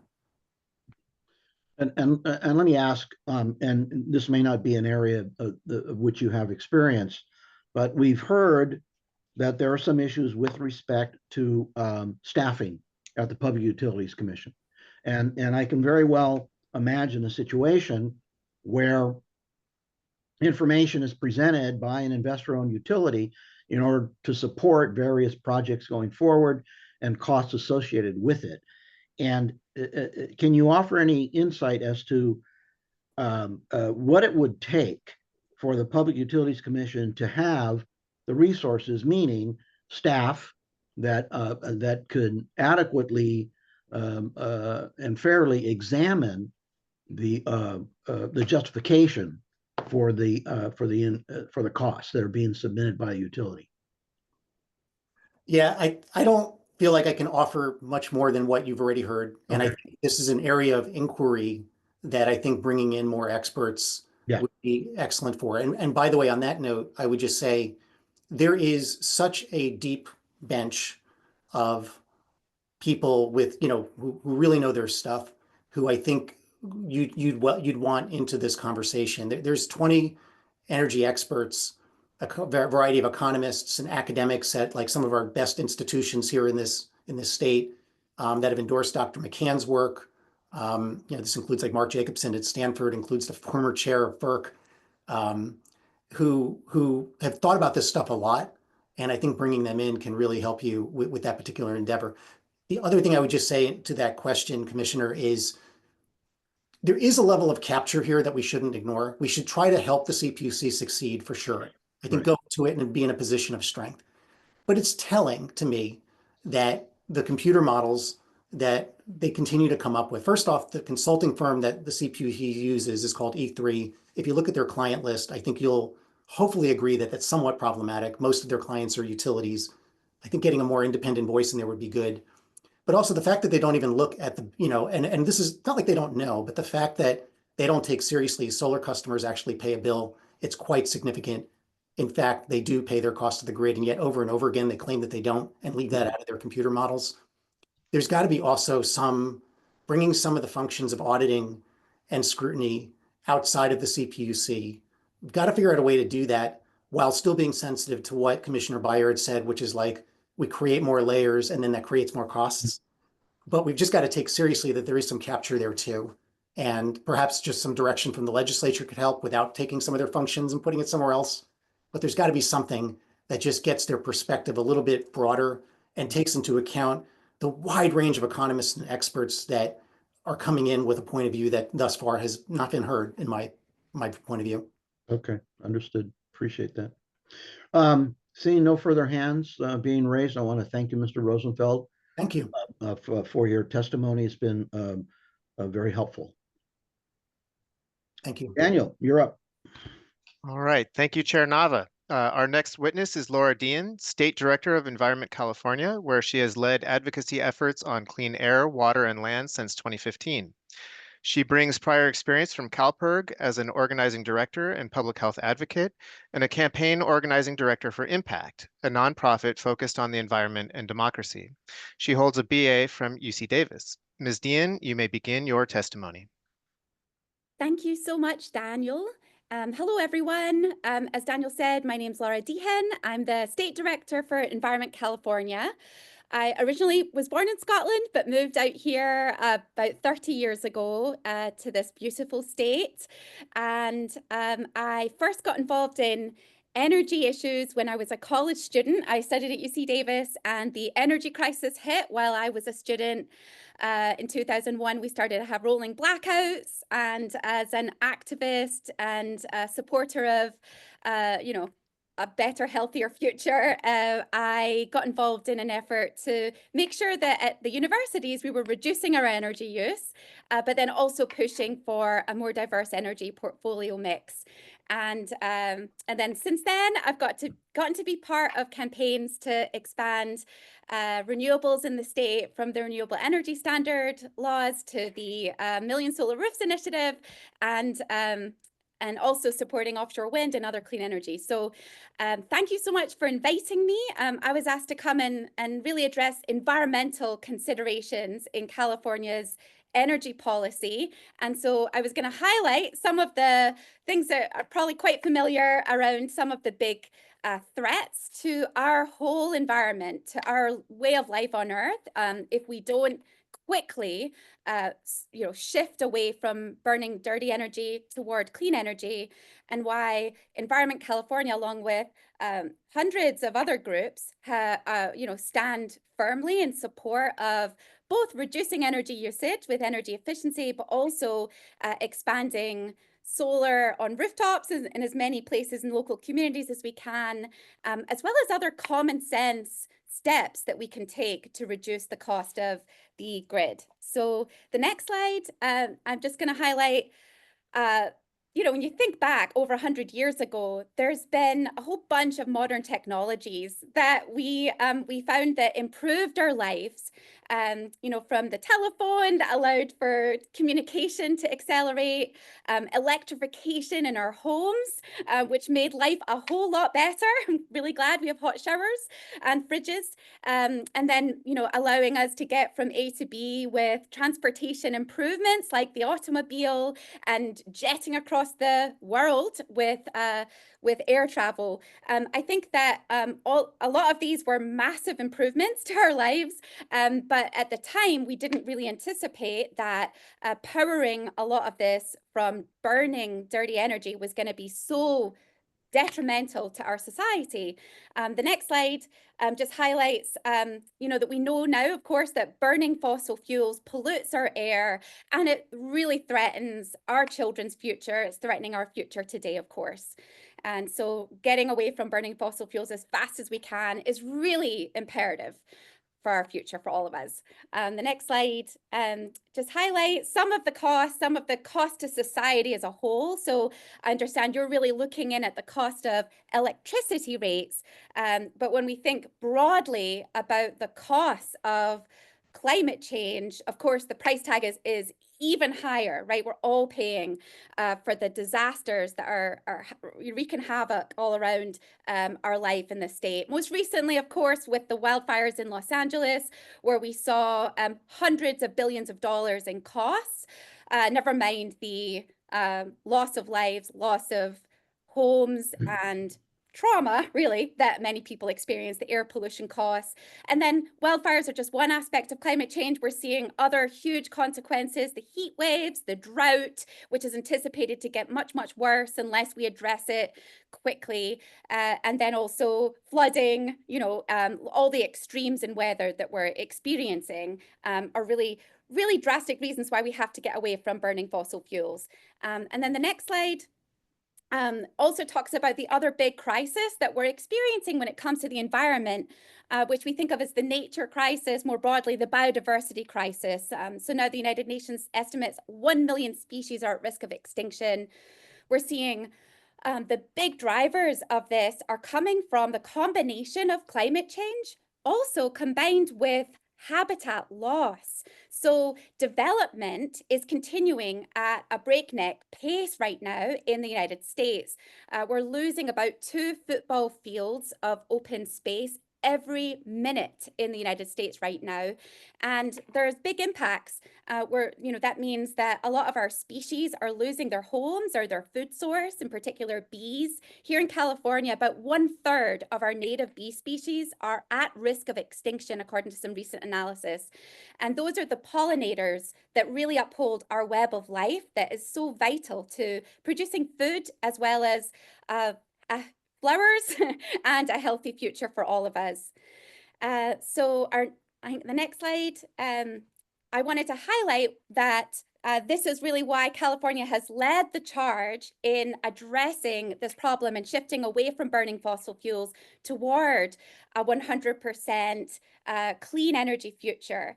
And so this is a picture from 2018 when Governor Brown signed the 100% clean electricity law that was really a result of many years of work from the legislature to adopt renewable energy commitments. But the energy from the sun and from the wind doesn't pollute, it never runs out, it shows up for free. And so there's a lot of good reasons to get to a 100% clean energy future as fast as we can. And then the next slide, this is just a quick snapshot of the state of renewable energy here in California. I wanted to highlight we really are making progress here. So this little graphic is from last year. We had over 100 days where 100% of our state's power came from renewable electricity for at least a few minutes of every day. Some of those days it was only 10 minutes, but some of those days our entire economy was powered from the wind and the sun and water for maybe 10 hours. So it's a really significant step forward. And it was only, I think, 2022 was the first day that we ever had done this and provided more than 100% of our power from renewables. And rooftop solar and energy conservation are a big part of why that's possible by reducing the power demand at peak times, especially in the summertime when it's really, really hot and energy use is high. This little snapshot is from our, we have a kind of a dashboard that shows how renewables are growing here in California and how it compares to around the country. And we're seeing great progress where, we went from 15% of our electricity sales to be from renewables to 40% in 2023 in California. And that's just continued to grow. And California has more commitments than just the 100% by 2045 law that was passed in 2018. Since then, we've also committed to getting 90% of our power from renewables by 2035, 95% by 2040. And we've got a goal of 60% renewables by 2030. And so we're actually not only on pace, but we're a little bit ahead of schedule when it comes to our renewable growth, which is great news. So the next slide, I wanted to highlight that rooftop solar is really a key part of that. It's been a big bright spot for our state, for the state of California. I remember when we worked to get the Million Solar Roofs initiative passed in the early 2000s. It was really the case that solar on rooftops was a niche thing. It was for the Malibu millionaires or backwood hippies, and now it's accessible and it's an option for more and more Californians. And so we've been able to install about the equivalent of more than 7 Diablo Canyon nuclear plants worth of power just from catching the sun on the roofs of Californians, homes and other buildings and parking lots. So then we need a lot more though. California needs a lot more clean energy to get to our clean energy goals. This is the snapshot from the Air Resources Board scoping plan for where they see power coming from. And they're saying by 2035, they want that little sliver, that is self-generation solar, that bright yellow. They need that to basically quadruple to be on track. And that means growing at least the same pace it has been growing. Unfortunately, this past year, after the solar incentives were slashed, we've seen the solar installations cut drastically. They've been cut at least in half, which is, very concerning. Also, this little chart on the right shows the solar potential on rooftops here in the state. And so you can see at the top, California has really tapped about 10% of our rooftop solar potential. So there's a lot more sunny rooftops, sunny parking lots, developed areas that we could be utilizing to help power our grid. So then the next slide, let's see. These are the kind of basic principles that Environment California has been following and what we're focused on right now in an effort to protect the environment, get to our clean energy goals, and also make sure that we're utilizing existing resources responsibly. And then I was going to get into a few more points on each of these, but I'm going to interrupt you because Commissioner Hernandez has his hand up. Maybe you're going to get to it. We heard a lot about solar. Can you expand on energy efficiency and investments and where we're going? Yeah, that's my next slide, I think. Yeah, let's go to the next slide. So what is the cleanest form of energy? It really is the energy that we don't use in the first place. And so Environment California is a big proponent of more steps that we can take to reduce our energy use. Let's see, so there's a lot more that we could be doing to increase energy efficiency. In California, we passed the law SB 350 that was to double energy efficiency. But unfortunately, that piece of the law was the piece that had the least kind of teeth to it, the least consequences. And I think there could be a lot more in terms of accountability around energy efficiency goals for the state of California. We saw 2 years ago when the energy those days where we peak energy was much higher than it had ever been before. There was an incredible heat wave in September. There was a threat of rolling blackouts once again, and Californians all got an emergency text message on their phone that had been sent out basically saying, everybody, reduce your energy use if you can right now. And within 30 minutes, we reduced energy usage by about 2 gigawatts of power, the equivalent of like Diablo Canyon nuclear plant worth of power in 30 minutes, which obviously we don't want to send out emergency text messages, but the idea that people have the ability to reduce their energy consumption quickly is something we could take more advantage of. Our state has demand response programs that have been set up, but they're not working anywhere near as much as they could be. Not enough people know about them or understand they could save money by enrolling in these demand response programs, where they could actually get paid for cutting their energy usage when needed, when demanded. And there's a lot of other policies that could help this go better. We also think that in the commercial sector for industries, that this is an area where we could be improving and reducing energy demand. I know that at that same day, that we all got that emergency text message, there was hundreds and hundreds of these big office buildings that were using their power with set thermostats that were, the AC was cranked up high because the temperatures were high outside, and there was not really a mechanism to reduce the energy usage in those commercial sectors. And so I know that we helped to support a law to get the Energy Commission to take a look at this and figure out there's some additional reporting that's just started happening at the commercial sector to find ways to reduce that energy demand. So yeah, there's more we could be doing, both in the commercial as well as for consumers. Yeah, Commissioner Hernandez, you're muted. No, just, I mean, if you can expand, I mean, in the past, I've seen graphs, I've seen kind of the investments. I mean, you have a little bit here in terms of the appliances. I know, I mean, in 2002, I mean, there was a huge push to invest in energy efficiency. We curtailed load, like unprecedented. I mean, we haven't seen that. I mean, we see a lot of solar stuff, but not a lot of the energy efficient stuff. Can you expand on that?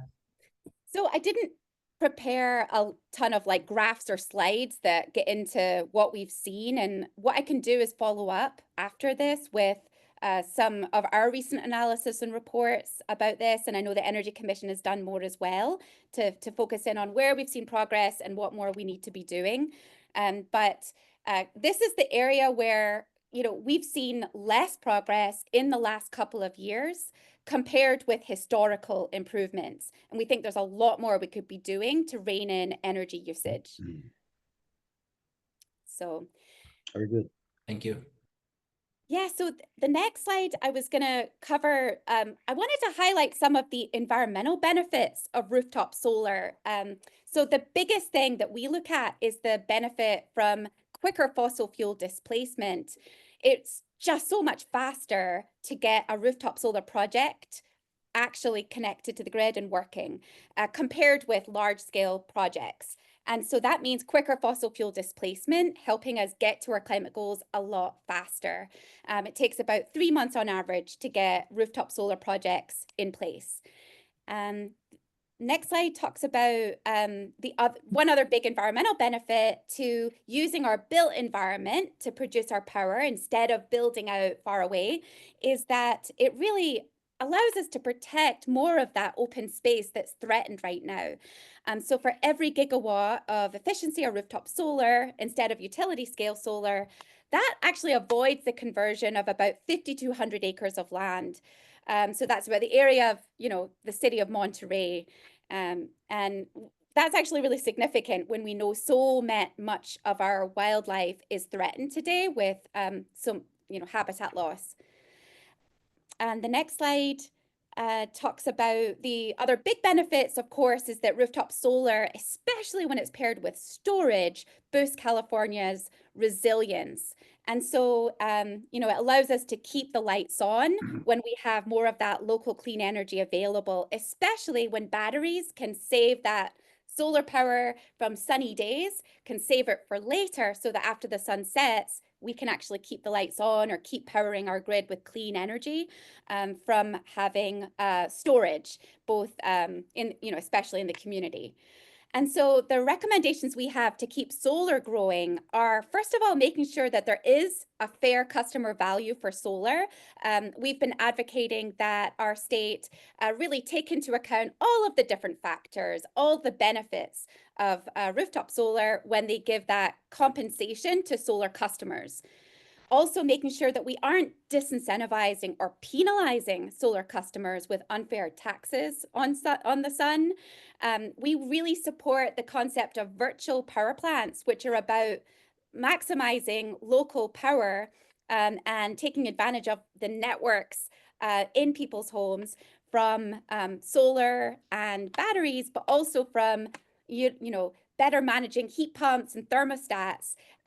We have some great models of virtual power plants really working, and we want to build on that. And there's some analysis that could save ratepayers billions of dollars if we do more right now to invest in virtual power plants. So Environment California is sponsoring a bill to help encourage the growth of virtual power plants right now. And then we also want to obviously take advantage of the potential for community solar. So people who maybe are renters and live in apartment buildings that may not have the ability to put solar on their own roof could participate in community solar programs where there's solar on a church or on a school, and they could pay into that. And the next slide. I wanted to just highlight what we see as some of the big risks to the growth of rooftop solar, which in turn put all of our clean energy and climate goals at risk. And that's just, first of all, that the state policies that we're adopting really matter. We've seen solar grow because of the incentive programs that were in place or because of fair compensation. When those are cut, there's big consequences. I already mentioned, we saw that there was an immediate cut after the new net metering policies went into effect in California. There was initially an 80% drop in rooftop solar installations, and that is slowing down the growth of this clean energy resource that can also save us money, as we heard from the earlier speakers. And there's the new threat that we're really worried about is there's a brand new proposal that would break the contracts of 2 million existing solar customers, people who signed a law that, as per the CPUC's own consumer guidance, required that there be a 20-year guaranteed net metering rate. That now is in jeopardy because there's new recommendations to break that contract and have some other version. We think that would be very dangerous, not only undermining customer confidence in going solar for new customers, but we think it would obviously outrage 2 million people who signed that contract if the government and the utilities were now breaking that contract. We also are concerned that it would undermine adoption of other clean energy technologies, which we of course need a lot more Californians to opt into. And so instead, we need to be adopting policies that would encourage rooftop solar growth, not undermine it. The next slide, I wanted to highlight a couple of other key solutions that we also support, and that's to maximize our current grid resources. So there's a few solutions that we're really excited about. One is grid enhancing technologies. And this is the idea that if you can put in place basically some new technologies like sensors on the existing power grid, you can actually double or even triple the potential capacity on those existing power lines. They're very cheap to do. You don't even have to take the power line down. They can do it while the power lines are operating. They just install these sensors, and it allows the power line to carry much more renewable energy or any energy on that line. Advanced reconductoring is another example of a grid enhancing technology whereby replacing the lines connecting the power grid with some better conductors, basically, you can also increase the amount of power that can be carried on the existing poles and wires. Another really cool solution that we just learned about a couple months ago, there's a new report that came out from Grid Labs, the Goldman Public Policy School, based on work from the Lawrence Livermore Labs, about surplus interconnection. This is the idea that at the existing power plants, there's already extra space to plug in renewable energy, and without having to build any new infrastructure, you could be producing a lot more clean energy very quickly. You don't have to wait in any of the lines for, interconnection lines or permit approval lines, because it's already there, the connection. And so it's actually incredible. The estimates for California were that we could produce over 30 gigawatts of power very quickly from adding batteries and solar, and some places wind at the existing power plants. So I'll also include the link to that report, and we're currently exploring with lawmakers opportunities for California to take more advantage of this really quickly. And I also wanted to mention offshore wind, which is a very good complement to solar, because when the sun sets, the wind's still blowing, and California has incredible offshore wind resources, blowing really fast wind, blowing 20 to 30 miles offshore. And so our state's already committed to doing this. And part of the reason is because an analysis from the Energy Commission found that we could actually save $1 billion from 10 gigawatts of offshore wind power investment. There's a lot of existing transmission from places like the Diablo Canyon nuclear plant that's set to get sunset by 2030. That transmission could be repurposed for offshore wind off the Central Coast, for example. So we want to maximize all grid resources, and we want to continue to reduce our energy use with energy efficiency, conservation, and a lot more solar on roofs, parking lots, along highways, etc. Wonderful. Yeah, thank you, Ms. Deehan. Looking at the commissioners, I see no hands raised. So let me express our appreciation to you for the presentation. It was a great overview of historical, present day, and then moving towards the future. It's going to be very helpful. Thank you. Thank you. Thanks so much. You're very welcome. Daniel. Our final. Oops. Mr. Chairman, I believe that Dan's video froze there. So Dan, are you back with us? If not, I will simply introduce the last witness. Dan? I believe we had some technical snafu. The last witness is Diana Vazquez Ballesteros. She is co-executive director for programs at the California Environmental Justice Alliance. Ms. Vazquez Ballesteros leads the organization's core initiatives in energy justice, climate justice, land use, legislative, and civic engagement work. She returned to CEGA after being appointed by Governor Newsom to serve as Deputy Director for Legislation and Regulatory Review at the Department of Toxic Substances Control. Ms. Vazquez Ballesteros, thank you for joining us, and please go ahead. Hopefully we can get Dan back, but hopefully, like Ethan mentioned, my name is Diana Vazquez Ballesteros. I am currently the co-executive director of programs for the California Environmental Justice Alliance.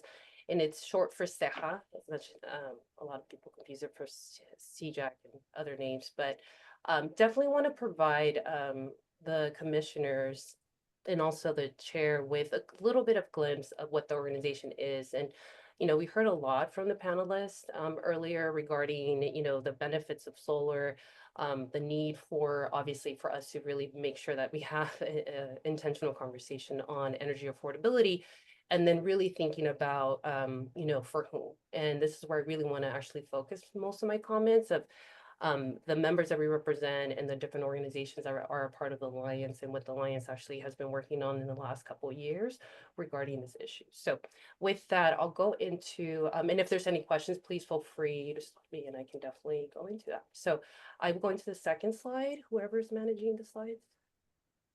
Yeah, thank you.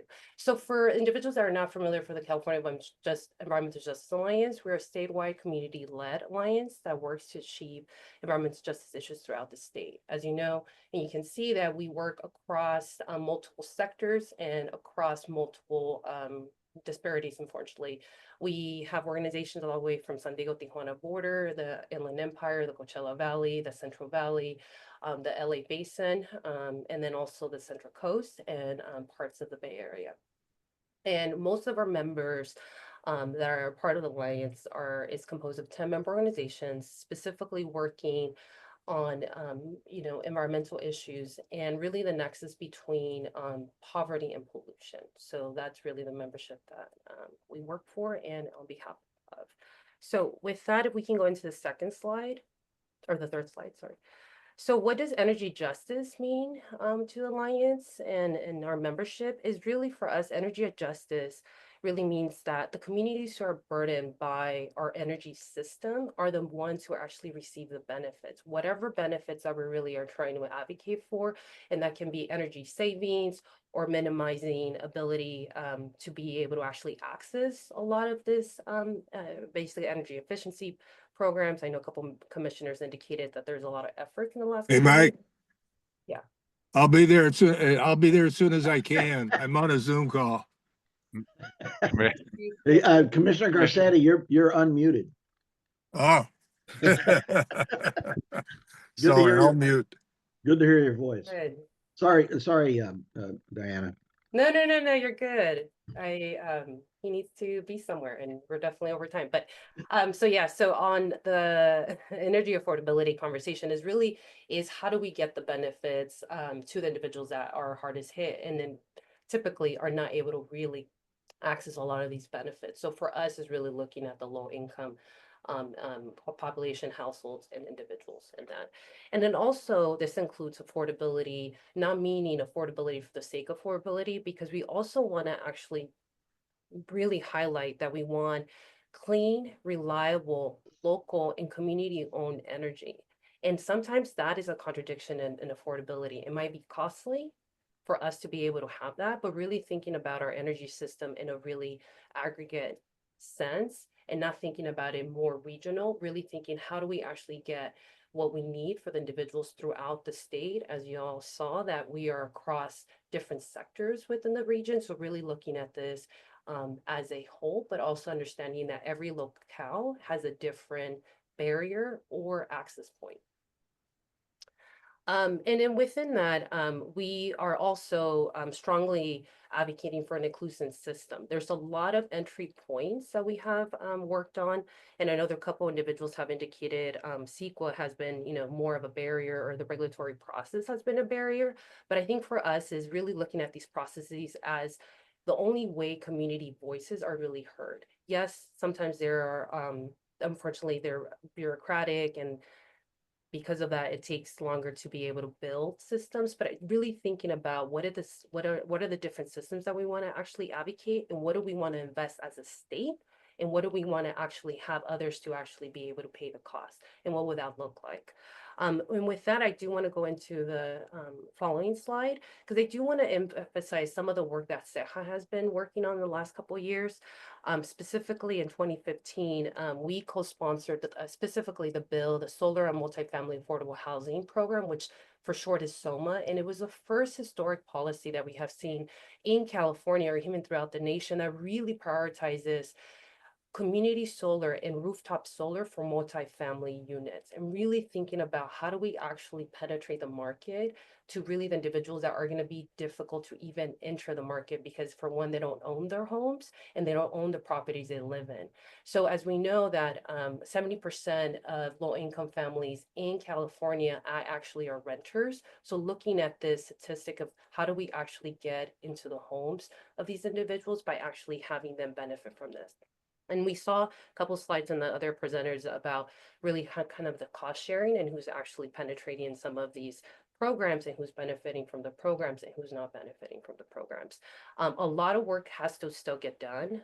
We are currently actively working on implementation of SOMA with obviously our partners with the CPUC and Great Alternatives, and we're going to continue working on that. And monitoring the implementation and success of that. In addition to that, we also worked on this is something that it was it was a report that was actually conducted by the Energy Commission. And a lot of CEJA and CEJA member organizations were involved in the creation of the SB 350 Low Income Barriers Report that specifically talks about overcoming barriers to energy efficiency and renewable low income households, and specifically small business contracting in low income neighborhoods. Because we understand that barriers are going to occur and are still occurring. And how do we actually ensure that these barriers are going to be minimized? I think the question now is what happened to that report? That report was something that it was actually took like a year or so for the development of the report. And there was really robust recommendations from that report that I'm pretty sure either some of them have been fully engaged or have not fully engaged. So really, I think my question to the commissioners is, how are we looking at some of those recommendations and the successes and what has been implemented or not? And really uplifting the model of the report and really looking at a really difficult issue that has really multifaceted areas, but having a lot of individuals come in, and the report was in consultation of community-based organizations, the IOUs, the the public-owned utilities, solar companies, et cetera. And it was a really robust report because it really looked at different multiple perspectives from everybody's angle. And the recommendations were actually recommendations that were coming from that body of individuals. So I would definitely want to uplift that report as something that we should look into as some, as a baseline, but also looking at what needs to be added to that report in the future years as we look into energy affordability. Another element that and this is something that we have worked on in the legislature in the last couple of years, is really working with our legislative partners on different bills. And one of the bills that we were successful on in 2023 was specifically AB 2316, which basically required the PUC to assess new community renewable energy programs with a focus of serving low income customers and what that looks like. And it was subsequent, we also subsequently were involved in legal proceedings at the PUC to fight for the creation of new equitable community solar programs. But unfortunately, we were not successful in those fights, but we're still engaging with the PUC to really figure out how do we make this concept and idea a reality. In addition to that, like I mentioned last year, we saw a lot of discussions of energy affordability, and that's going to be an ongoing discussion this year and the next couple of years. With different pieces of legislation. Obviously, there's a special session at the end of session, really thinking about how do we actually lower the price of utility bills, and like Commissioner Hernandez, price of eggs, because everybody cares about that too. But I think really thinking about that is not so much of utility costs, but affordability for all, because individuals have to make choices of, am I going to be paying my house bill, my food bill, or my utility bill? And these are all something that our members are caring for, and really thinking about how do we actually think about this as a totality, not so much as a one piece in individuals' lives. And then really going into the last slide. One of the things that we have seen with affordability is definitely a through line in a lot of our programs. We have invested a lot of energies in really uplifting energy justice, climate justice, and also our land use programs. And we're seeing affordability and energy affordability as something that we're exploring throughout all of our sectors within our organization, and really thinking about how do we actually think about this as a collective issue, and really impacting a lot of sectors within obviously issue areas, but also knowing that at least within the energy sector, we're really currently working on, and this is a campaign that we have worked on with our partners with the Sierra Club on the Regenerated campaign. And this is really trying to really decommission a lot of gas power plants in California by 2030. There has been a trajectory to actually decommission those gas power plants, knowing that we have other sources that we can rely on, and really thinking about what will be the planning for that. In addition to obviously that campaign, we're also currently working with different partners, specifically at the PUC, to really uplift a lot of the mandates that were basically warranted to the PUC and also the Energy Commission in CAISO, to really think about what is going to be the next 5 to 10, 15 years of planning that we need to do in regards to transmission lines, but also in regards to renewable energy. And what are those different elements that we need to engage? Specifically right now with SB 350, which obviously created the integrated resource planning process in 2018, required the CPUC to really think about how are these low serving entities really thinking about planning and meeting our greenhouse gas reduction goals that are set by the scoping plan. Cap and trade is something that obviously we're also going to be engaging this year and next year, and that's something that we're thinking about these two elements as something that we both have to think about it collectively and not think about these systems separately.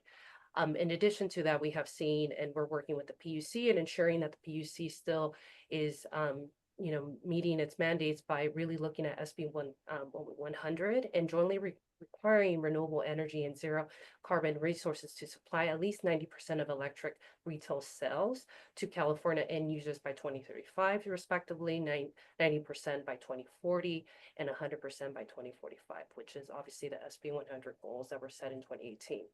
And through all this is really making it clear that we have statutory authority as as obviously as Californians in our entities to actually ensure that we're actually reducing reliance on fossil fuel electricity generation, ensuring that we're building a cleaner and reliable grid that can actually take us for the next 50 to 100 years. And really, I think for us is we're going to be investing a lot of capital and maintenance in the next couple of years and ensuring that we're doing it in a really intentional, meaningful way.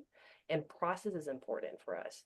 I know we want to, at this point, build, but I think without really having a meaningful process, the outcomes are not going to be something that is not going to be shared by all Californians. So with that, I will just end my testimony and see if folks have any questions. Thank you. Thank you very much. Let me take a look. I see Commissioner Hernandez.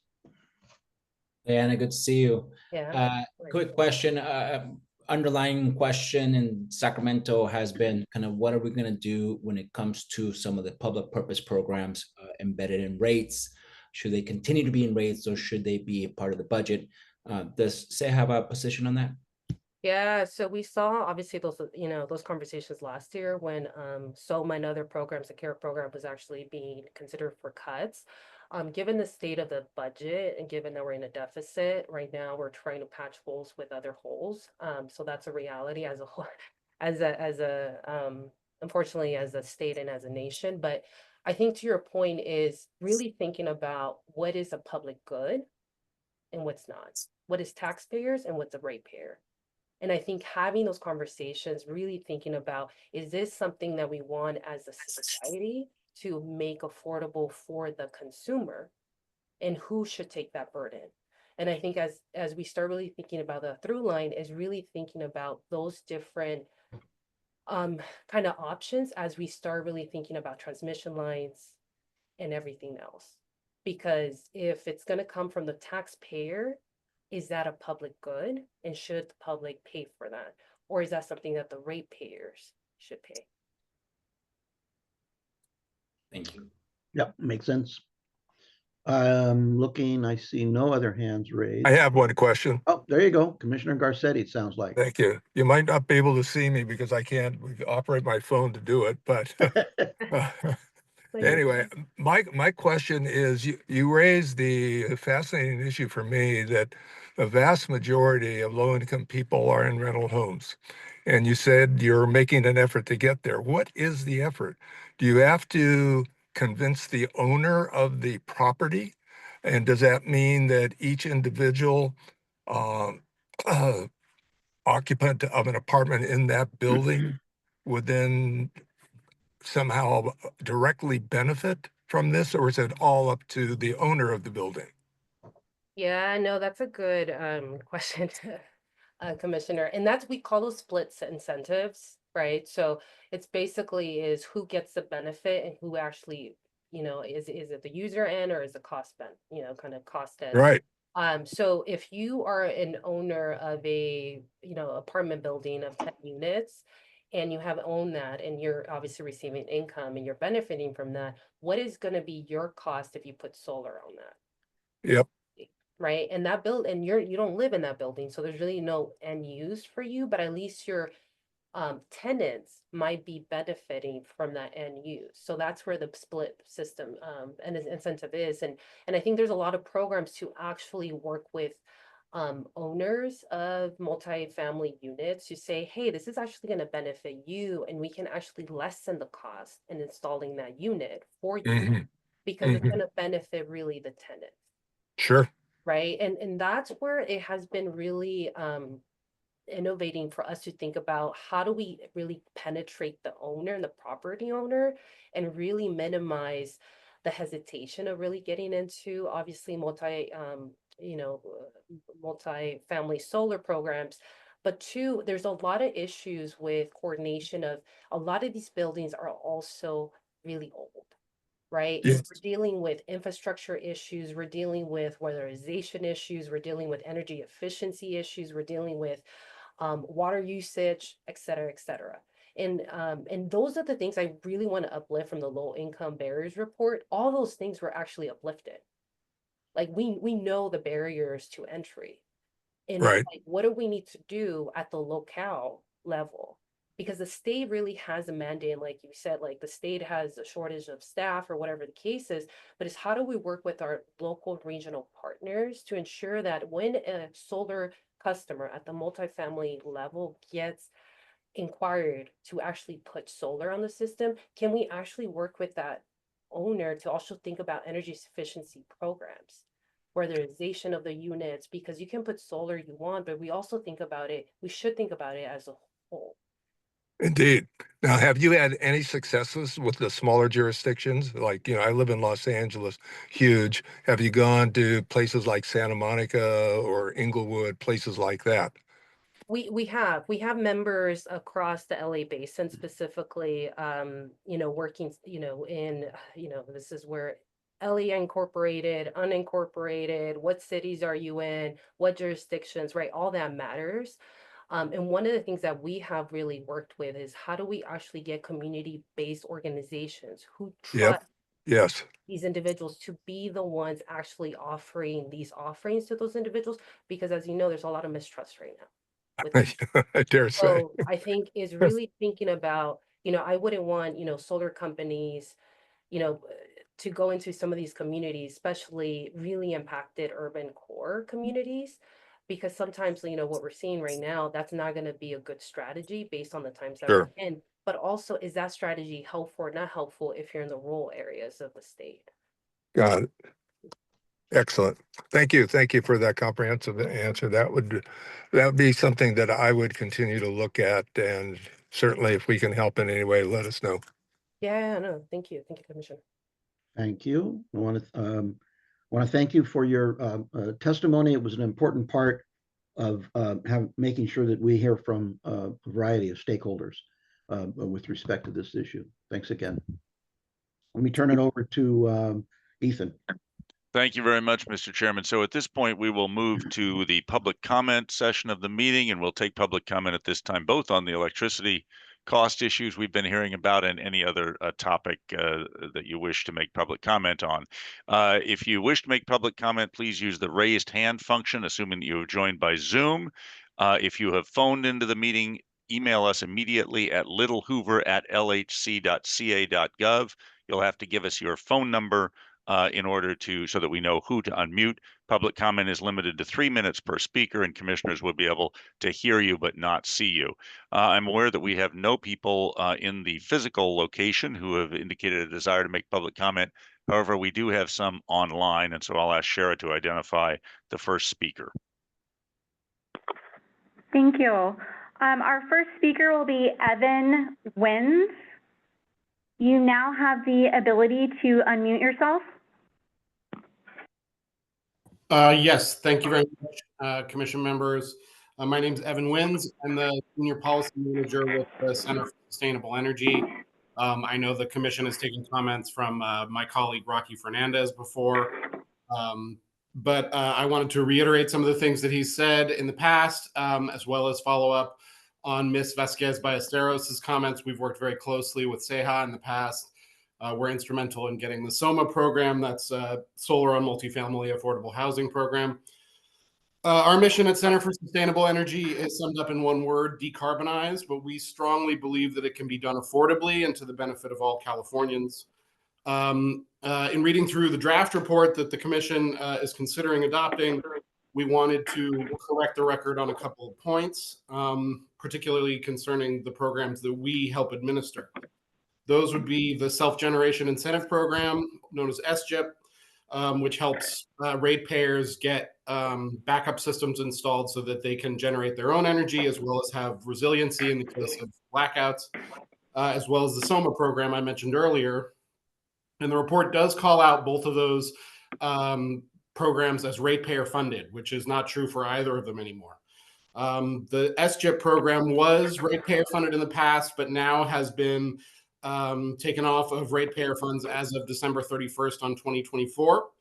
And it's being transitioned into the upcoming Residential Solar and Storage Equity Program, RSSE, which was mandated by Assembly Bill 209 in 2022. So those funds have already been taken off the table for ratepayer usage. I know it is a big part of the Commission of mandate on affordability to look at what are ratepayer funded programs. So SGIP should really not be under consideration there. As for the SOMA program, it has never been ratepayer funded.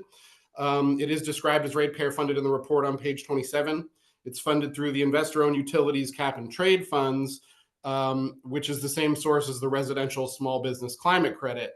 And 15% by law of that program is set aside for programs that support socioeconomic equity in the cap and trade programs. The SOMA program creates an equity-focused monthly climate credit for people living in multifamily affordable housing, as was just under discussion with Ms. Vazquez Ballesteros. And it reduces bills on average for people in that program between 39% and 61% every single month. So it's really doing what it's designed to do, which is to take funds that were paid for by people who are emitting carbon and take that money and instead create equity for people in their energy future and some ownership and savings for them directly. And the program evaluations also show that SOMA shifts cost away from ratepayer-funded care programs that are brought up several times in the draft report by over $4 million in total and $1.7 million just in 2024. So those numbers. Mr. Wins, your 3 minutes has expired. If you can wrap up very quickly, please. Yes, of course. That was essentially my comments. I want to thank the Commission for the time, and CSE is available to help with any data or details. Thank you, Mr. Wins. For the benefit of future public commenters, I might mention there is no draft report. There are background memos prepared for the Commission's review. Because those are a matter of public record by law, we do post them on our website, but there is no draft report at this time for the Commission to consider, or no draft report has been written. We'll go on to the next speaker, Shara. Our next speaker will be Richard Harkness. You now have the ability to unmute yourself. All right. Well, thank you very much. I'm going to obviously speak fast about something I really could use a little more time on. But basically, I'm retired from a career in strategic and new business planning at Stanford Research Institute, IBM, and Boeing, and the author of a book on global warming. What today I'd like to do is to briefly describe a potential new solar service that addresses both of what your meeting is all about, namely to make energy more affordable while also reducing greenhouse gas emissions. I call this new idea remote solar because it would allow homeowners and renters to purchase solar panels and storage in utility-scale solar farms and have the energy exported into the grid where it would offset or replace the grid energy they used at home. The customer would pay the IOUs for the grid use. It's a simple concept and it doesn't require any new technology. It's a little known fact that utility scale solar is about 6 times less expensive than rooftop solar per kilowatt hour. And so if we want to lower customer electric bills and save more greenhouse gas, we need to take advantage of this dramatic difference. So the most important thing about remote solar is that it connects customers directly to the least expensive source of power available, namely utility scale solar farms. And this could dramatically lower their electric bills. And it also would work very well for renters and lower income folks. I've written 2 white papers about remote solar, and my financial analysis shows this concept could cut an average customer's electric bill in half.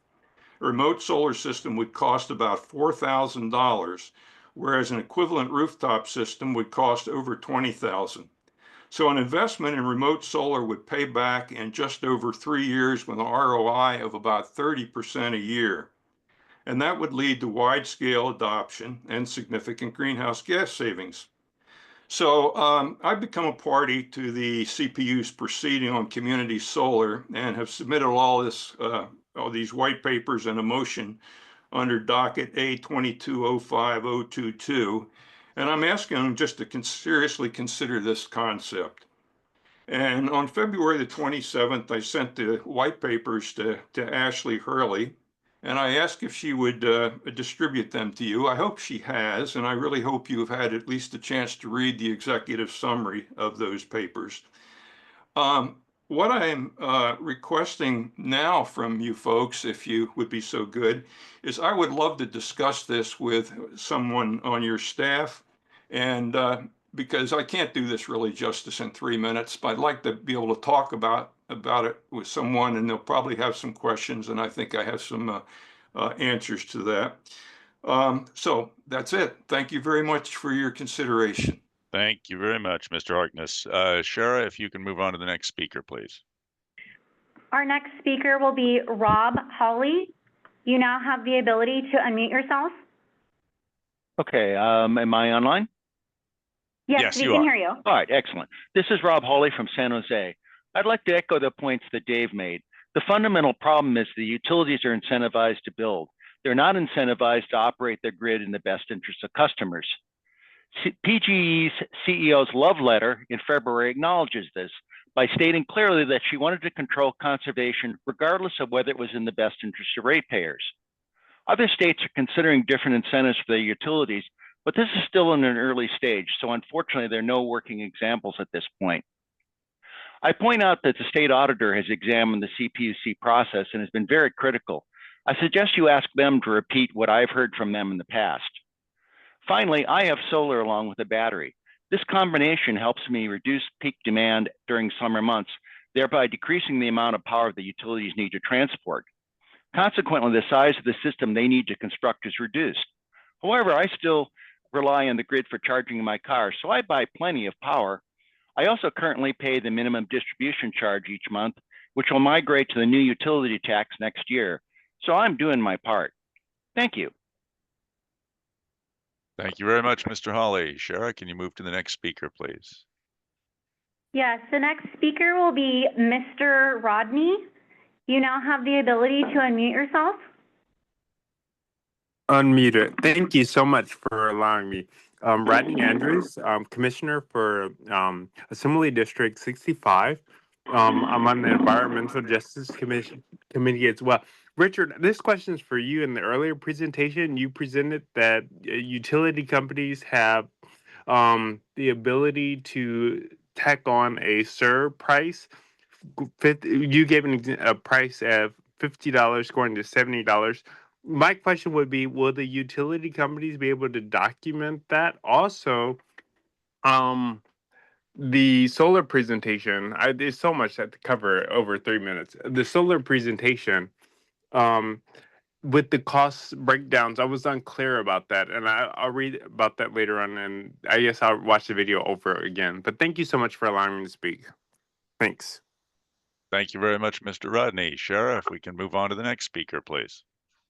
Our next speaker will be Susanna. You now have the ability to unmute yourself. Hello, can you hear me? Yes, we can, Yes, ma'am. we can. Hi, I'm a resident of West Sacramento. I just want to let you know, some of us just don't have solar because it's just too expensive. When the calculations come out, they say that we're going to break even in 25 years. 25 years. That is just not realistic with the droughts that are happening. I have the river right next to my house. It's too much of an upfront cost, and I don't think that the state is doing enough to push this solar incentive. I mean, PG&E, they're always making profits. Yes, last year they increased the rate 6 times. The CPUC accepted that. They approved it. They approved it what? To reach the 10% profit? Like just last week, there was coverage of Governor Newsom giving these burner phones to these tech CEOs. Where is the public confidence? Like Governor Newsom appointed the CPUC people that are supposed to represent the best of the residents. It doesn't seem like that. I mean, PG&E gives money to. I'm sorry. PG&E funds Newsom's election when it's time to get votes. It's like it just seems. And then this person, David, he's talking about CEQA. Oh, the regulations are too much. Are you kidding me? It's just frustrating to hear that our representatives are saying things like this. And, and we're stuck over here with having to worry about putting food on our table. And, my kids, I don't know what's going to happen to them when they grow up. Like, it seems that people can just, they think that these environmental issues can just be pushed along. They can't. They need to be addressed now. So that's all I have to say. Thank you very much, ma'am. I believe, Mr. Chairman, that we have no other people who've indicated a desire to make public comments. We can close the public comment session of the meeting and move on to agenda item number 3, which is commission elections. Refer commissioners to the rules of procedure starting on page 38 in the packet, specifically Article 6 governing elections. And with that, Mr. Chairman, I'll turn it over to you. Thank you. And with that, we transition from the hearing on California electricity costs to the Little Hoover Commission business meeting for Thursday, March 27, 2025. I think the process is that we open the discussion for nominations for chair. So let's do that. Any nominations for chair? I nominate Mr. Chairman Nava as chair. Second. That was Commissioner Hernandez, seconded by Commissioner Byer. Any other nominations for chair? Seeing none, I think we'll call a roll. Mr. Chairman. Yes. Mr. Vice Chairman. Yes. Commissioner Arner. Yes. Commissioner Byer. Yes. Senator Cabaldon, Assemblymember Chen, Commissioner Garcetti. Give it a thumbs up. Okay. Commissioner Hernandez. Yes. And Commissioner Johnson. Yes. Commissioner Miller, Senator Nilo, Assemblymember Ortega, Commissioner Sidley. And with that, Mr. Chairman, congratulations, you are reelected. Well, thank you again for your trust and confidence. Let's open up the nominations for vice chair. I nominate Commissioner Cannella. I second it. Motion made by Byer, seconded by Arner. Any other nominations for vice chair? Seeing none, close the nominations. Take the roll, please. Mr. Chairman. Aye. Mr. Vice Chairman. Aye.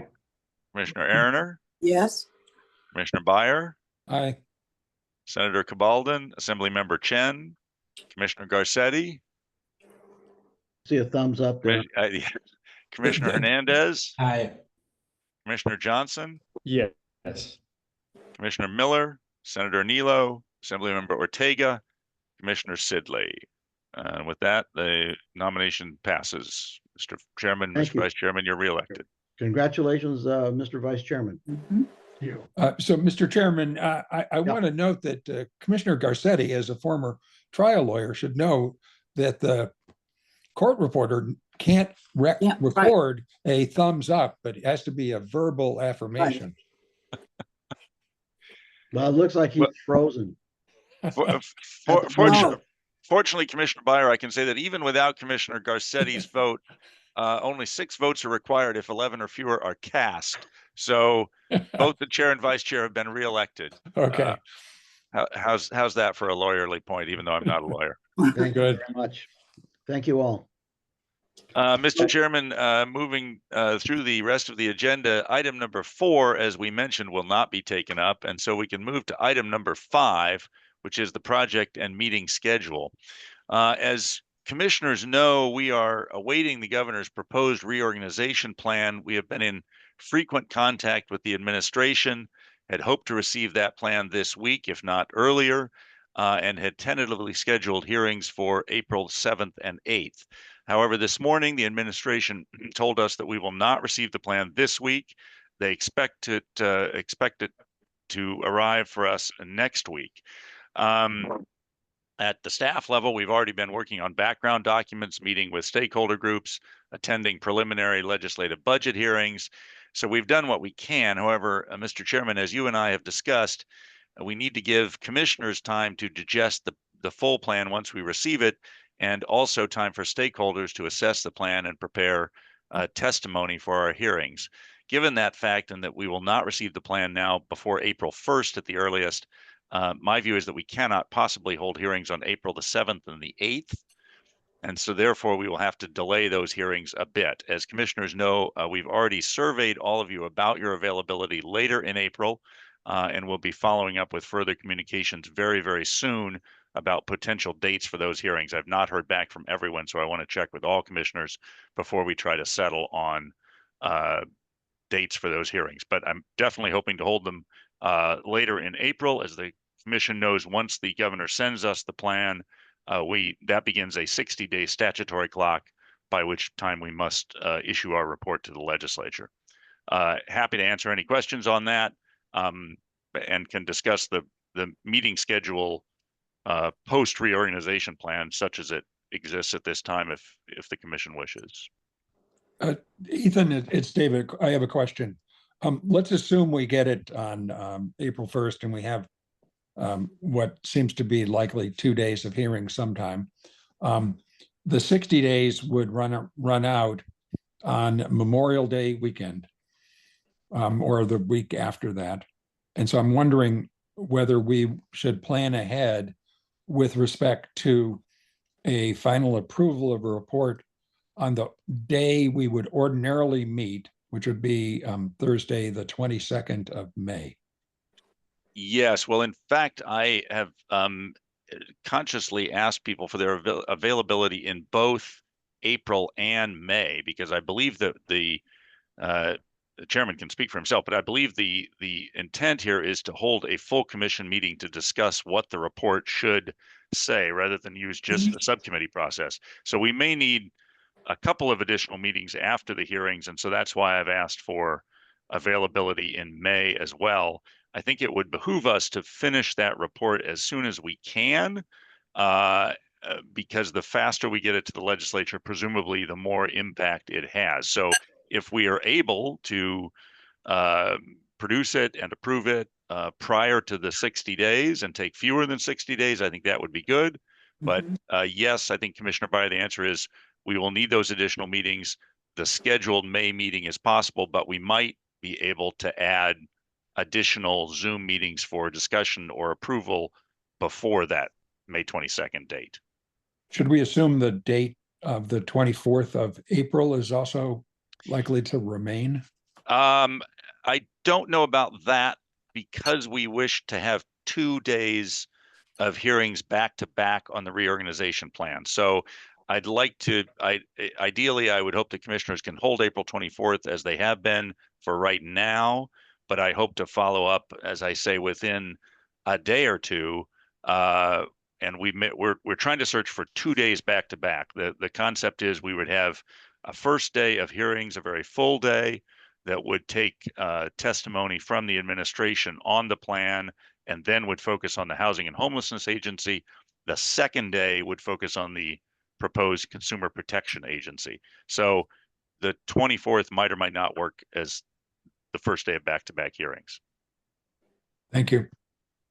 So can Ethan, can you refresh my memory? Maybe the others don't need to be refreshed regarding what our statutory responsibility is in regards to when there is a proposal for a governmental reorganization, as to what they expect from us. Well, the statute merely says that the commission will produce a report to the legislature that analyzes the reorganization. It has to be done within 60 days. That's basically what the statute says. Traditionally, if you look back at past reorganizations, although there hasn't been one since 2012, these reports were fairly extensive. They included both description of the current structure of the affected agencies, the proposed reorganization, how it compared to other states, what the goals of the reorganization were.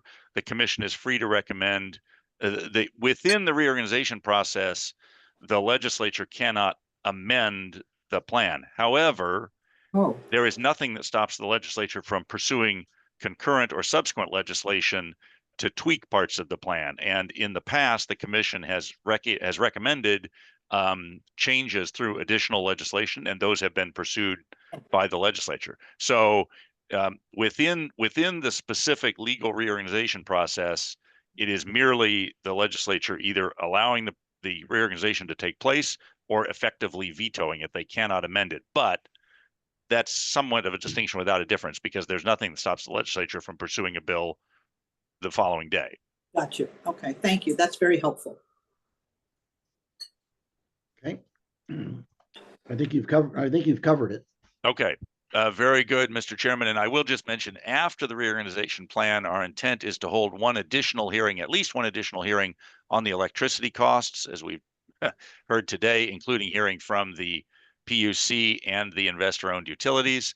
We'll also be holding a hearing on the state system for paying grants and contracts to nonprofits.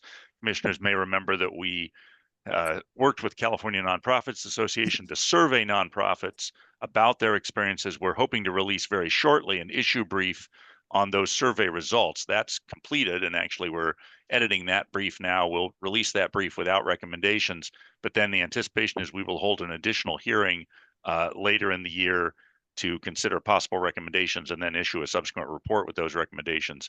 And then once that work is complete, we'll go on to additional topics. The commission has asked us, as you all know, to pursue a series of studies on affordability issues, of which electricity is the first. And so we'll proceed with other affordability issues later in the year. Got it. So Ethan, on that point, is there a statutory deadline or context for the timing of these various reports? And I'm thinking about electricity, given the May revision of the budget, or is there a legislative deadline? In other words, how do we optimize our effectiveness by taking cognizance of the legislative and executive branch calendars? There is no statutory deadline at all. The only statutory deadline the commission faces is the one for the reorganization plan. In an ideal world, these reports would have come out sooner, because we are getting towards the end of the budget. By the time these additional hearings are held and the reports come out, we will be toward the end of the budget process, if not past it. In an ideal world, I would release every commission report on about October the 15th, so that legislative offices could consider those recommendations for bill introduction the following year, but that's not possible. So the subsequent reports we're talking about, I think, are really probably aimed at legislative action next year, which would be the period when those recommendations could be implemented. There can always be last second, as we have former members of the legislature here, former staff members. Everybody knows you can have a gut and amend at the last minute or something like that. So I'm not going to say, Commissioner Byer, that the timing here is going to be ideal. To be honest, the reorganization process, though critical, sort of has plopped in the middle of our would-be timing, and it's going to slow us down a bit on these other issues. But I think this is the best we can do, fulfilling our statutory obligation with regard to the reorganization process, and then come back to the other issues. On the electricity one, though, if is it possible that staff could at least do a review shortly to see what bills have been introduced that might be connected to whatever we're talking about? Not that we would necessarily be making recommendations regarding the particular bill, but what's out there, because the question being that if we get a report done in time, let's say before June on the electricity piece, which I gather is an if we could do it, whether or not that at least we could inform members of the legislature about where we're at to see if they want to, because if they have vehicles available, they might want to be able to use them in order to carry out some of whatever our recommendations are. So it would just be interesting to know, are there 10 bills out there? I have no idea that currently are moving through on the topic of electricity, and at least to be following them to decide whether or not we could have impact on them, if those authors chose to use whatever we have in our report. We can, well, I don't know, Mr. Chairman, Commissioner Hernandez, I see has raised his hand. I don't know if you want to. Yeah, no, go ahead. We're kind of freewheeling at this point. I think it makes sense, except there's about 57 bills that might be connected to us. Okay. So I was gonna say, I mean, I don't know if staff wants to track them all and see. Well, but if you know that there are 57, that says to me that you have a schedule somewhere that shows them, and maybe they could at least be shared with the staff, and then we can at least staff can have an idea about what's out there, and whether or not there's anything that might relate to whatever we're going to be recommending. Just that's all I'm thinking. So we don't lose the whole session that way necessarily. That would be very helpful, and we will certainly take Commissioner Hernandez's list. We also, I believe, already have. We're aware of a number of those bills, maybe not all of them, but a number of those bills running through the process now, and we'll do our best to produce a list of those and to track those. I would just note that once the reorganization plan arrives, we do face the statutory 60-day deadline, and given the size of our staff, and actually at the moment we're down one person, we have 6 staff members, I think it will be a sort of all hands on deck situation with regard to the reorganization plan. But we will try to produce a list of those bills and monitor those bills and see what we can do to come back to electricity. That would be great. Commissioner Hernandez, you got your hand up again? Or no? Just kind of, if we can remind ourselves in terms of the I guess, germaneness of the conversation. I think at first it was the initial in terms of the request from Bradford in terms of looking at the programs and seeing what makes sense. And then now it's been expanded to overall affordability and seeing how we can weigh in and help the legislature kind of tackle this issue of affordability. Is that correct? That is correct. I think that there was a sort of 2-step expansion process. The Senator Bradford letter was with regard to public purpose programs. Mm-hmm. Then the commission asked us to look at utility cost in general, or electricity cost in general, and beyond that move on to other affordability issues. So I think that we can try to do those as quickly as we can, but I'm not entirely sure that I'm going to be able to say honestly we can get all of that done before the budget session or even the end of this session. So fortunately or unfortunately, I don't think that issues around utility cost or general affordability are going to go away in the next 3 months. So we can continue to work on those. Got it. All right. Any other questions on the meeting schedule or project schedule? If not, we can move on to item number 6, which is the administrative update. Really, the key item here is just that I mentioned before, we're down a person now. We have posted the communications and outreach analyst position. I know I've seen some of you share that posting on social media and so forth. Thank you very much for doing that. We'll send it out to all of you again so you can continue to share it. We're doing that ourselves, of course. We're advertising that position and so forth, and hope to see a strong applicant pool and hope to make a hire as quickly as we can. Happy to answer any questions on that. Is there a closing date for people getting in their applications? There is, at the moment, it is April the 8th. To be perfectly candid, we might extend that a bit because if we receive the reorganization plan next week, I'm not sure how much time we're going to have to be interviewing people. So at the moment, it's April the 8th, but that might be extended a bit. And then item 7 on the agenda is the implementation and impact report. That begins on page 49 of your packet, where we list 7 bills we are supporting now. We're also tracking additional 20+ bills.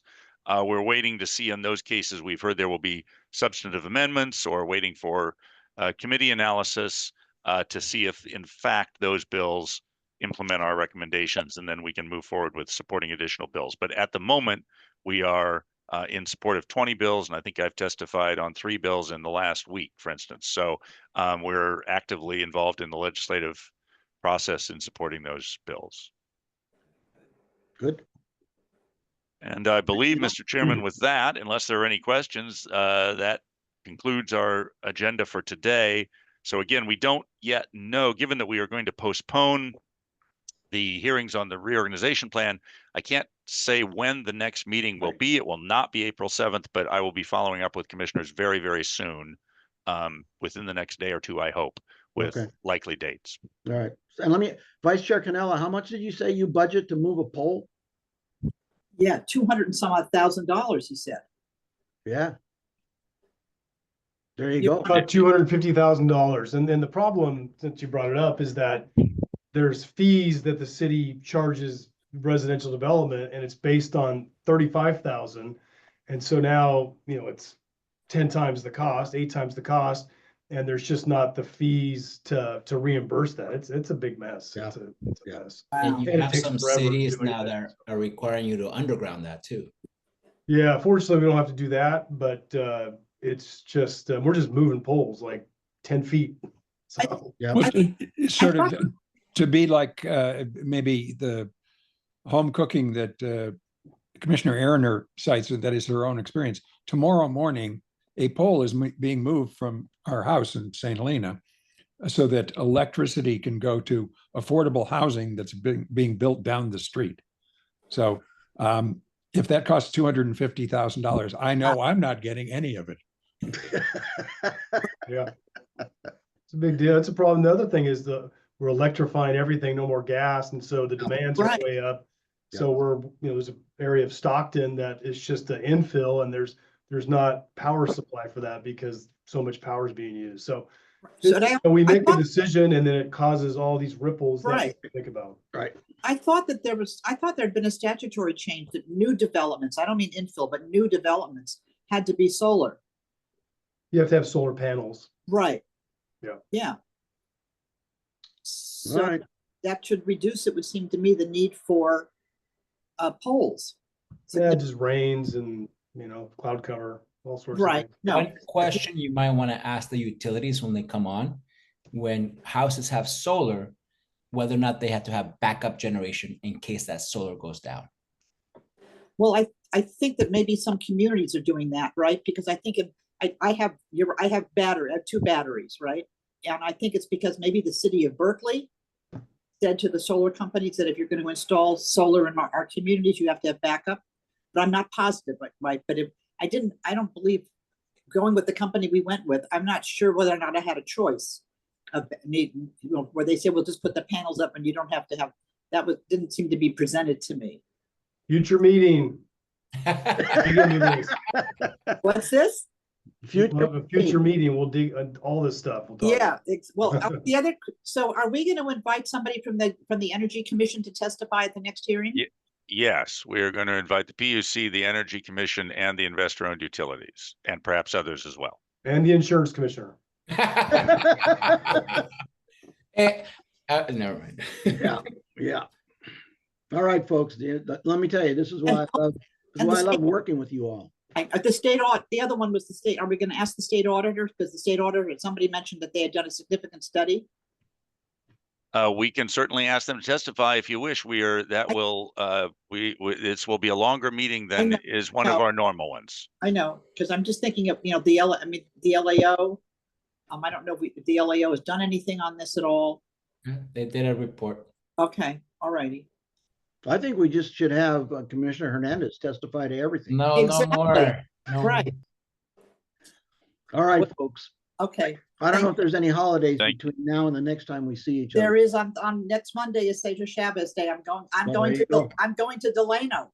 There's Oh a my huge- gosh. Look at yeah, you. there's a huge demonstration in Delano this coming Monday for Pittsburgh for Cesar Chavez Day. Yep, Well, thank you so much for that, Deehan. absolutely. All right, everybody. Somebody has to go on behalf of the commission, right? That's right. See you. Bye, Talk to you everybody. soon. Thank you.